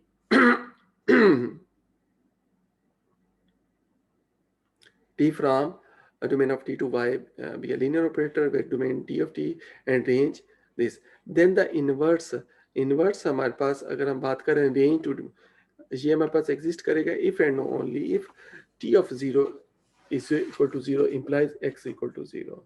यहाँ पे 1 1 की जगह पे ये कंडीशन आ रही है। Secondly, if inverse exists, it is a linear operator. Linear operator का inverse भी linear होता है। Third property, if domain of T is a finite dimensional space और उसका inverse exist कर रहा हो, then range and domain of T की domain और range दोनों की dimension same होगी। That's mean कि dimension of null space is 0. ठीक है, तो null space की आपके पास dimension क्या होगी? 0 होगी। 0 क्लियर? ओके, तो आप मुझे बता सकते हैं जीरो वेक्टर स्पेस क्या होती है? जीरो वेक्टर स्पेस जिसमें सारे वेक्टर 0 हो, एक ही वेक्टर हो वो 0 हो और उसकी डायमेंशन 0 होगी। ठीक है, ठीक हो गया। So will see the proof. अब हम सपोज ये करें डायमेंशन 0 होगी कि 1 होगी? देखिए, इट्स वेरी इंटरेस्टिंग। आपने जो बात की है ना, अगर डिमेंशन 1 होगी तो इसका मतलब है कि हमारे पास एक वेक्टर होगा जिससे वो जनरेट हो रहा है, तो आपके पास वो इन्फिनिटली मेनी पॉइंट्स होंगे उसमें। मैं जो बात कर रहा हूँ वो बात कर रहा हूँ सिर्फ इस सेट के, इसमें और इसमें बहुत फर्क है। इसकी डिमेंशन 1 है, इसकी डिमेंशन 0 है। Okay,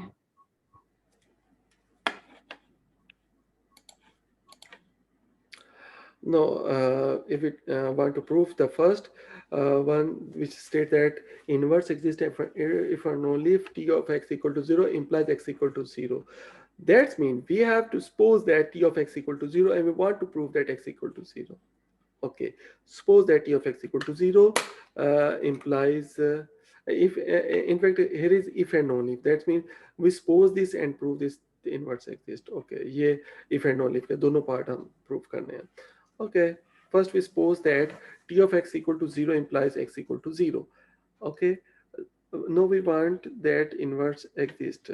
That means we want to prove that its function is 1 1. For this, suppose that T of x1 is equal to T of x2 and we want to prove that x1 is equal to x2.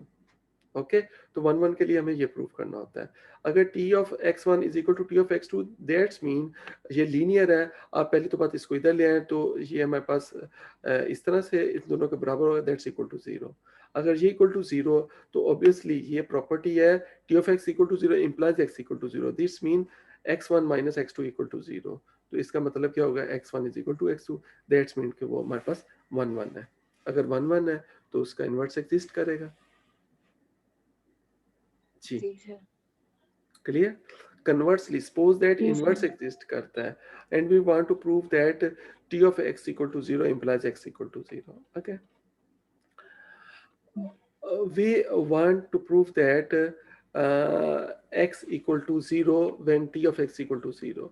Okay, तो ये हमने prove करना है।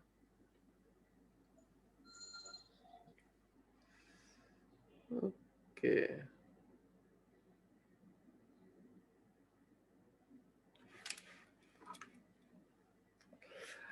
what is 4? Okay, so 4 is this। तो ये वाली property जो ना, इस पे अभी हम बात करते हैं। okay?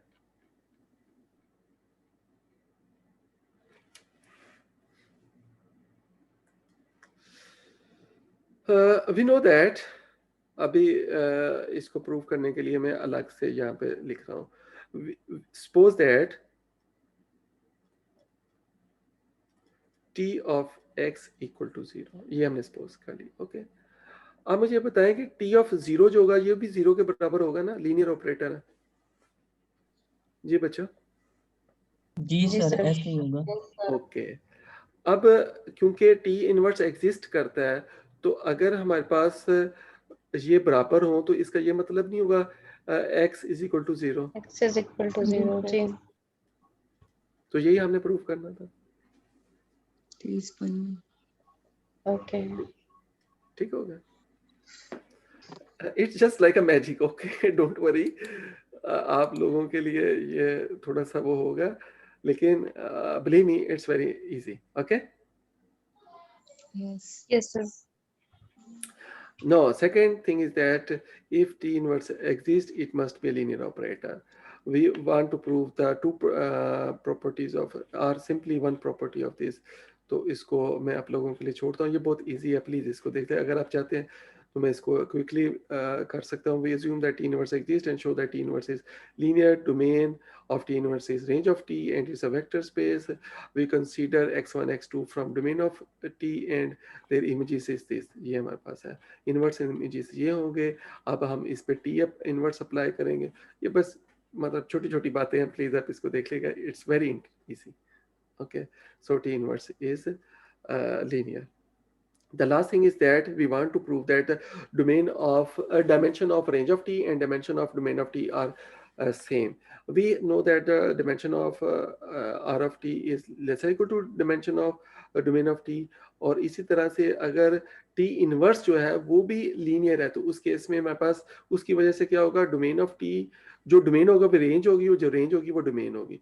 तो ये उल्ट हो जाएगा. तो दोनों इनइक्वालिटी मिला के हमारे पास इक्वालिटी दे देंगे. Clear sir? बस कर दें, बहुत ज्यादा हो गया है. सर प्लीज पास कर दें. हाँ ठीक है. अभी हमने इसको करना है. नहीं सर प्लीज. नहीं सर प्लीज पास कर दें, बहुत हो गया है. सर आपको ये सारी चीजें आती है ना, इसलिए आपको इजी लगता है. हमें हमसे पूछे हम पे क्या गुजरती है. आप लोगों ने भी तो की हुई है फंक्शन एनालिसिस, पढ़ी हुई है आप लोगों ने. हमने ऐसे नहीं पढ़ी हुई. आपने आपको कैसे पढ़ी किसने है? कह दिया? हमने इतनी अच्छी नहीं पढ़ी हुई थी. देखिए आपका लेवल भी तो चेंज हो गया ना माशाल्लाह. आप ग्रेजुएट लेवल पे. सर आप ना ऑनलाइन करवाते हैं ना, तो देखे वो उधर से करते हैं, तो आप इतना स्पीडली इतना ज्यादा करवा रहे होते हैं, आपको आइडिया नहीं होता. ओके, मैं स्टॉप करूंगा, लेकिन ये जो आपका नेक्स्ट जो है ना बाउंडेड वाला, इसको भी थोड़ा सा करके फिर मैं स्टॉप करूंगा. ओके, ये नेक्स्ट हमारे पास नेक्स्ट रिजल्ट इज दैट. जी बेटा मैंने कह दिया है, आप प्लीज सुने. Inverse of product let T and S, इसका प्रूफ नहीं करना लेमा का, जस्ट स्टेटमेंट है. ठीक है. Let T and S be bijective linear operator where x y z are vector space, then the inverse, इसका जो इनवर्स है एस टी का वो क्या होगा, वो हमारे पास होगा एस टी होल का inverse will be equal to T inverse S inverse. तो जो कंपोजिशन है वो चेंज हो जाएगी. ओके, अगर टी हमारे पास पहले और एस उसके ऊपर ऑपरेट हो रहा है, तो हमारे पास इनवर्स में ये चेंज हो जाएगी. ओके, इसको मैं इस तरह से भी आप लोगों ने जो किया होगा मैं आपको बताऊं कि अगर f of g of x है, तो इनवर्स के केस में ये चेंज हो जाएगा. f इनवर्स ऑफ y, तो ये हमारे पास g आ जाएगा. ओके, लेट्स सी कि ये हमारे पास y है, तो अगर इनवर्स एग्जिस्ट कर रहा होगा तो हम इसको gx is equal to f inverse of y कर लेंगे, तो देन हमारे पास ये. क्लियर? ओके, सही. तो अपने नीचे यस सर ये भी तो इनवर्स ही आएगा ना फिर जी को जब हम उधर लेके जाएंगे तो. जी यू आर राइट. जी सर. ओके, ये इसकी एक्सरसाइज आप वैसे छोड़ सकते हैं, ये वो सारी वही हैं जो linear. Okay, Next is bounded and continuous linear operator. In fact, bounded and continuous linear operator are so much important related to the function analysis. Okay, तो इसको बहुत अच्छी तरीके से आप लोग अंडरस्टैंड कीजिएगा, bounded and continuous linear operator. In fact, in function analysis, bounded and continuity are the same thing in fact. So first of all, what's meant by the bounded linear operator? Please remember that there is a confusion between the word bounded function and bounded linear operator. This word is something different from the bounded function. Okay, remember that when I'm saying that bounded mapping, a bounded function, this is something different, and bounded linear operator is something different. So first of all, see what the definition for bounded linear operator. Let X and Y be the norm spaces and T from domain of T to Y a linear operator where domain of T is a subset of X. The operator T is said to be bounded if there exists a real number such that T of X को norm less or equal to C norm of X. Okay.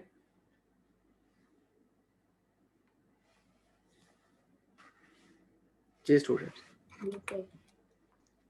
Ji sir.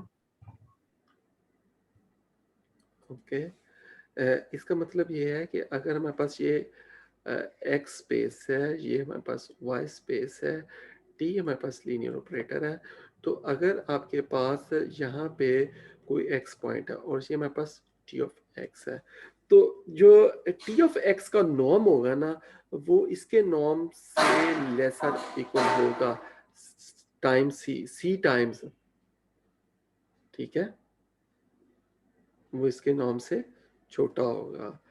किस तरह से?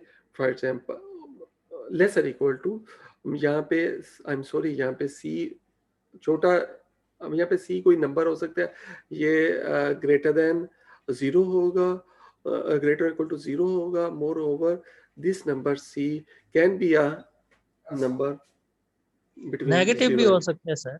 No negative. Why it is negative? It should not be negative because ये हमारे पास norm है, यहाँ पे norm है, ये आपके पास ये जो नंबर है, ये नंबर आपके पास नॉन नेगेटिव है. How it can be non negative number? Sir real number है, कुछ भी हो सकता है. Real number. तो बेटा real number non negative number भी तो रियल नंबर ही होते हैं. तो नेगेटिव भी तो होते हैं सर. लेकिन मैं आपको सेंस फिर सी के ऊपर फिर मॉड लगा देंगे.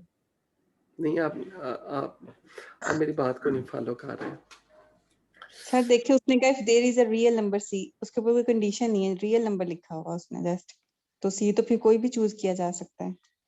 हाँ सर उसने कहा if there is a real number c. हाँ जी, तो कोई कंडीशन तो नहीं है. कंडीशन तो ऑलरेडी उसकी डेफिनेशन में पड़ी हुई है, ये वाली, कि वो किससे ग्रेटर इक्वल है. कंडीशन तो इधर पड़ी हुई है, रियल नंबर सच दैट, ये कंडीशन साथ पड़ी हुई है. समझे?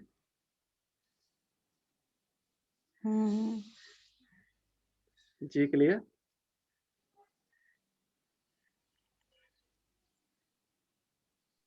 Yes sir. सर इसका जो नॉर्म होगा लेफ्ट साइड पे, ये तो पॉजिटिव होगा ना? Non negative, word non positive होगा तो अल्टीमेटली कोई ऐसा रियल नंबर नेगेटिव में नहीं है जो नॉन नेगेटिव से ग्रेटर होगा. पॉजिटिव ना बोले, नॉन नेगेटिव बोले. जी sir. You must be a non-negative real number. Non-negative sir, non-negative. Okay. Ji clear है बेटा? Okay. So this is definition for bounded linear operator. Okay. It's very important. ये वाला जो norm है ना, ये y में है. ये वाला जो नॉर्म है, ये यहाँ पे इसने दोनों के लिए इकट्ठा ही लिखा हुआ है, लेकिन ये नीचे उसने एक्सप्लेन किया हुआ है. समटाइम बाउंडेड लिनियर ऑपरेटर के लिए ये बहुत इंपॉर्टेंट होता है कि आप यहाँ पे लिखें नीचे x और इधर नीचे लिखें y. मतलब ये कि ये वाला x का नॉर्म है, ये y वाला नॉर्म है. You have two norm spaces, x with the norm this and y with the norm y. Don't be confuse that कि ये हमारे पास नॉर्म सेम नहीं होगा, ये नॉर्म और होगा, ये नॉर्म और होगा, क्योंकि ये कॉन्टेक्स्ट में क्लियर है कि टी ऑफ एक्स वाई से बिलोंग कर रहा है, इस वजह से यहाँ पे उसने मेंशन नहीं किया कि ये वाई से। लेकिन लिटरेचर जब हम रिसर्च पेपर्स वगैरह में करते हैं तो नॉर्मली हम यहाँ पे मेंशन कर रहे होते हैं कि ये कौन सा नाम है, ये कौन सा नाम। क्लियर? जी सर। सर इस तरह की डेफिनेशन एक हमने पहले भी तो पढ़ी थी मेरे ख्याल से, वो 0 नॉर्म वाली और 1 नॉर्म वाली। वो और थी बेटा, वो और थे, वो आ रहा ये था। आप सही बात कह रहे हैं, लेकिन वो आपने जो की थी ना, जी सर वो उसमें दो ही थे, मैंने वो ये बताई थी। डबल इनिशियल लेकिन अगर मैं जब बाउंडेड लीनियर ऑपरेटर की बात करूंगा तो मैं यहाँ पे ये बताऊंगा कि ये मेरे पास जो नॉर्म है ये Rn पे है, और ये कौन सा नाम है, ये P नॉर्म है, Rn पे और P नॉर्म है, तो पूरा मैं इस तरह से लिखूंगा। जी सर। या इसको अगर हम एलपी स्पेस में देखें तो एलपी स्पेस में इसको यूं करके भी लिख रहे होते हैं कि ये एलपी स्पेस में पी नॉर्म है। ठीक, ये इस तरह से सबस्क्रिप्ट में हम डिफाइन कर रहे होते हैं कि किस स्पेस के ऊपर ये नॉर्म हम ले रहे हैं। क्लियर? जी सर क्लियर हो गई। तो यही बात यहाँ पे उन्होंने लिखी हुई है। Warning, note that our present use of the word bounded is different from the calculus. जो कैलकुलस में बाउंडेड फंक्शन का पढ़ा वो डिफरेंट है। उसमें क्या होता था कि बाउंडेड फंक्शन होता था जिसमें हमारे पास रेंज बाउंडेड होती थी। Unfortunately both terms are standard but there are little danger of confusion. यहाँ पे ये जरूरी नहीं है कि हमारे पास जो बाउंडेड फंक्शन में हमारे पास जो रेंज है वो हमारे पास बाउंडेड हो, ये जरूरी नहीं होता। अनफॉर्चुनेटली वो कह रहे हैं कि उसके लिए वर्ड दोनों के लिए सेम यूज हो। ओके, तो ये एक छोटी सी डिस्कशन है, ये करवा के मैं यहाँ पे एंड करना चाहूंगा। ये छोटी सी थी। हाँ छोटी सी, अभी अभी है छोटी ये सी जो आपने बीच में थ्योरी सारी वो स्किप करते जा रहे हैं, वो हमने भी स्किप ही करनी नहीं है बेटा, ना? ये भी मैं देख रहा हूँ कि मैं अपने लिए देख रहा हूँ कि बच्चों को मैं किस पॉइंट पे ये बताऊँ चीजों को। इनफैक्ट मैंने जो थ्योरी है ये बताऊंगा अभी आप लोगों को। ये ले रोक दी, ठीक है? हाँ जी। ये जो बातें इसने यहाँ पे लिखी है ना, इसको मैं अब बताऊंगा आपको, एक्सप्लेन करूंगा। यस सर आपने प्रीवियस क्लास अपलोड कर दी थी एलएमएस पे? सॉरी, प्रीवियस क्लास आपने अपलोड कर दी थी एलएमएस पे? जी बच्चों, आपकी प्रीवियस क्लास अपलोड नहीं हुई एलएमएस पे? No sir. रिकॉर्डिंग? जी सर नहीं हुई। मैंने आपने तो चेक तीनों चारों देखी हैं, जितनी भी हुई हैं उनमें से कोई भी सर नहीं सर है। आपके जो सारे लेक्चर है ना वो मेरे पास पड़े हुए हैं रिकॉर्डिंग फॉर्म में, मैं सबको लिंक सेंड कर देता हूँ ग्रुप में। नहीं तो अभी गूगल मैं ड्राइव आपको सेंड कर नहीं दूंगा। पड़े हुए सर मेरे पास भी हैं, लेकिन लास्ट वाली नहीं है। लास्ट वाली भी है? लास्ट जी वाली लास्ट क्लास वाली नहीं है। आप गूगल ड्राइव पे चेक करें प्लीज। ओके सर ठीक। जो thank Google you drive sir. का वो लिंक दिया हुआ है ना, बस उसको चेक कर लें, आपको पता चल जाएगा। ऊपर डेट भी आ रही है। ओके ओके ठीक है, thank you sir. Okay, observe that कि आपके पास जो कोई भी लीनियर ऑपरेटर है वो बाउंडेड, उसकी डेफिनेशन क्या है? This is lesser equal to norm of c. No, if norm of x is not equal to 0, we assume that t of x over norm of x lesser equal to some constant c. Okay जी sir. अब आपको मैं एक और बात बताता हूँ। ये वैसे अपने रियल एनालिसिस में भी किया होगा कि आपके पास अगर ए आई जो है वो lesser equal to some constant है, तो इसका जो सुप्रीमम होगा ए आई का वो भी लेसर इक्वल टू सी होगा। जी बच्चों, जी बेटा, ये देखा हुआ है ना? जी सर, रियल एनालिसिस में। ओके, यस तो सर। इधर से हमारे पास ये इम्प्लाइज होता है कि अगर मैं इधर सुप्रीमम ले लूं और साथ ये भी बता दूं कि मैं सुप्रीमम किस एक्स के ऊपर ले लूं जिसका जो नॉर्म है वो 0 के बराबर नहीं है, और टी ऑफ एक्स जो है वो डिवाइड करें एक्स से, that's equal to lesser equal to c. जी यहाँ तक समझ आ गई? जी, कोई कंफ्यूजन तो नहीं है? No sir.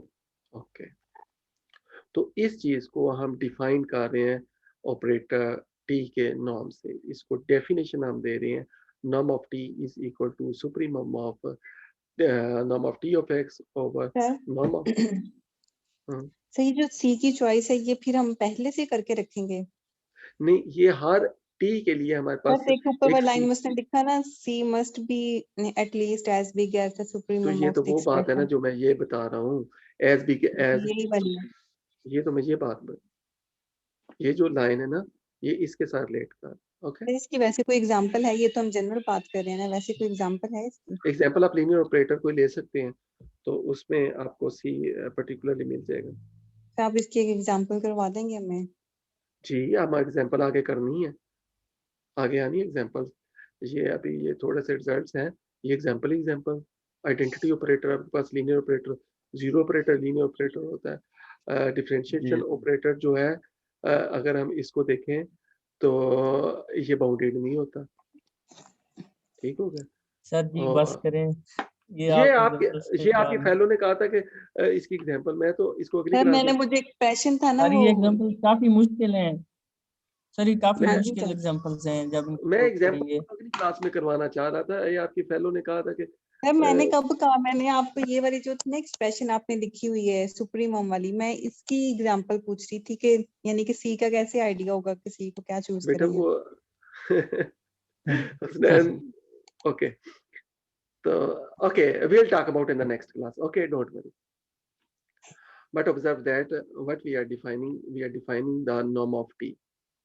Okay, अब मैं स्टोरी को जरा क्लोज करता हूँ, फिर आपको समझ आते हैं। देखिए हमारे पास एक वेक्टर स्पेस, एक नॉर्म स्पेस x थी, एक नॉर्म स्पेस y थी। मैं इसको सॉरी शकरूला भी है तो मैं इंग्लिश में इसको करना चाहूंगा। We have two vector spaces x and y. Okay, a boundary linear operator is between x and y. Okay, and if we have a lot of bounded operator on x and to y, then if we collect all the boundary linear operator and we make a set, and this set will be in fact a norm space, and with the norm this, all boundary linear operator on x form a norm space with this norm in fact. So this is the conclusion for this. So you have two norm spaces x and y, and you have a collection of boundary linear operator, and you will get a space of boundary linear operator which is a norm space with this norm. Got my point? Okay.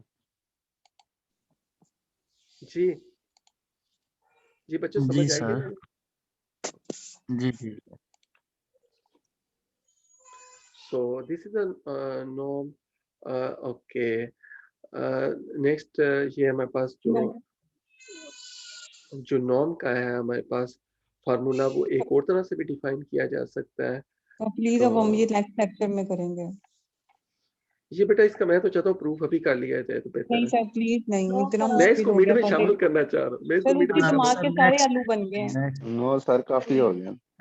इसको sir मैं mid में आपने कहा शामिल है कर, कि आज वाला लेक्चर मिड में इंक्लूड नहीं होगा। देखिए आप प्लीज नहीं अब मैंने अपनी कहा बात था मान इंक्लूड होगा, नो अगला सर नहीं नो होगा। No no no no sir आपने कहा था आज वाला और इससे ऑनवर्ड वाले इंक्लूड नहीं होंगे। नहीं मैंने बेटा ये नहीं कहा, आप रिकॉर्डिंग सुन लीजिएगा बाद में, और मुझे सर सिलेबस बहुत ज्यादा हो गया है। मैंने कहा था कि आज तक हमारा मिड में इंक्लूडेड, उसके बाद वाला नेक्स्ट लेक्चर आप देखिए हमने आपकी बात मानी ना, आपकी प्लीज थोड़ी मान जाए आप। सर बहुत ज्यादा सिलेबस ऐसे ना करें हमारे साथ। रिक्वेस्ट सर कर रहे हैं कि आज वाला इंक्लूड ना करें बेटा। ये बेटा मैंने आपकी 2 वीक वाली जो है ना वो बात किसी हद तक मान ली है, लेकिन देखिए वो तो मिड के बाद वाला सिलेबस बन जाएगा ना, फिर फाइनल में हम क्या करेंगे? फाइनल में बहुत कुछ है अभी, ग्रेट थ्योरम्स ऑफ फंक्शन। हमारे लिए प्लीज मान जाए। आई एम सॉरी, प्लीज लिसन, इसका प्रूफ जो है रिक्वेस्टिंग। ओके इसका प्रूफ जो है नेक्स्ट क्लास में हम करेंगे। तो चलें इसकी स्टेटमेंट भी नेक्स्ट क्लास, मैं यहाँ पे स्टॉप कर लें, ये एक छोटी सी बात मैं मान सकता हूँ। एनीवेज नेक्स्ट जिसकी अटेंडेंस रहती है प्लीज वो मुझे बता दें। अहमद हसन, अमर Shahzad and all are other present. So जी बच्चा, जी कोई नहीं, जो अब लीव करना चाहें तो लीव कर सकते हो, किसी ने कोई बात पूछनी है तो फिर you can ask me.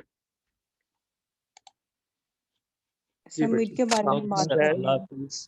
Okay बेटा, सर वालेकुम सलाम। बता जी दें आज वाले assignment- क्लास का। बेटा ये इस बारे में नहीं मैं बात कर सकता, मैंने पहले ये बात कही है कि आज वाली क्लास मिड में शामिल होगी, ये मैं पहले बात कर चुका, अब रिकॉर्डिंग सुन लीजिएगा, अगर कोई कंफ्यूजन हो मुझे भेज दीजिएगा, डोंट वरी, मैंने यही सर कहा है। तो नई रिक्वेस्ट कर रहे हैं आपसे। ना करें ना, इतना ज्यादा सिलेबस है, रमजान भी है, थोड़ा सा रहम कर ले हमारे पे। तो प्लीज रिक्वेस्ट है आपसे। जी प्लीज, बेटा, बहुत ज्यादा सिलेबस है।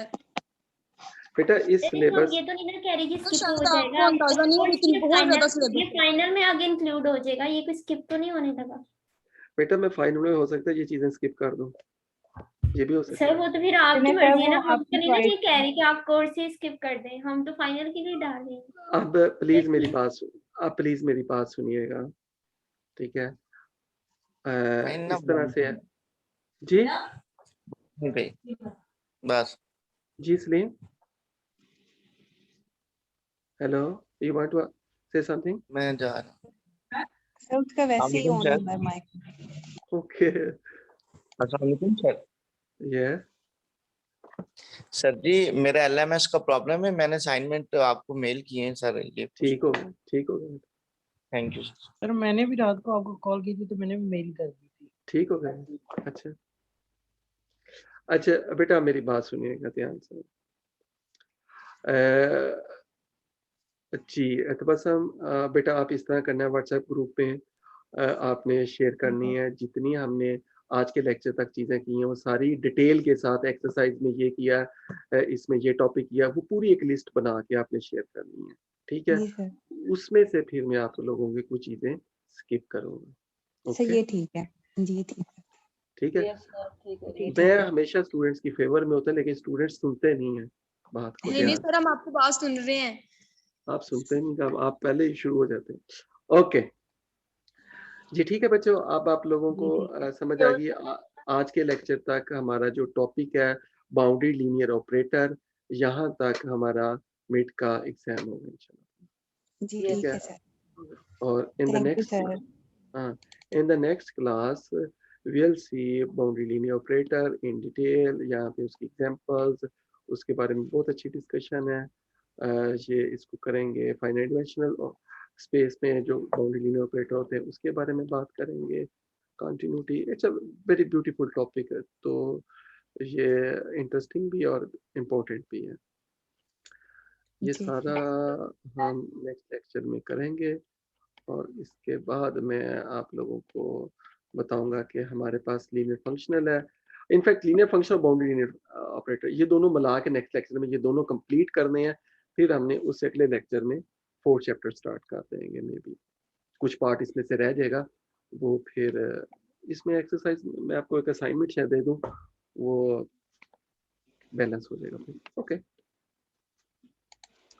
जी, ठीक है बच्चे, जी सर। अब कोई लीव करना चाहे तो लीव कर ले, अगर कोई बात आपने पूछनी है तो I am here.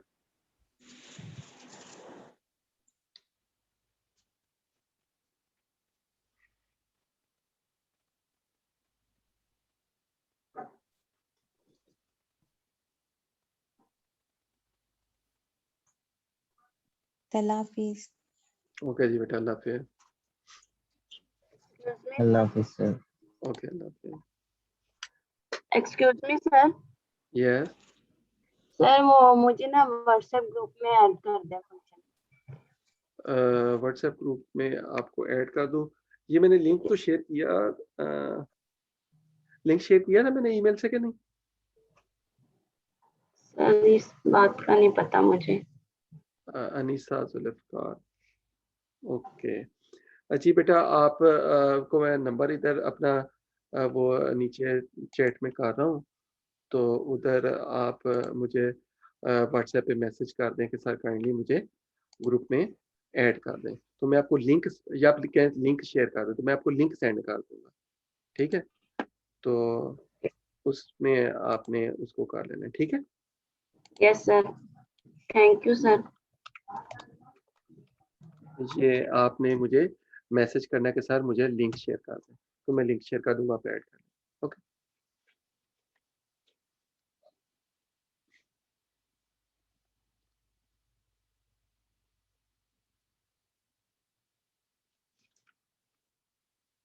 Okay sir, thank you sir. जी बच्चे।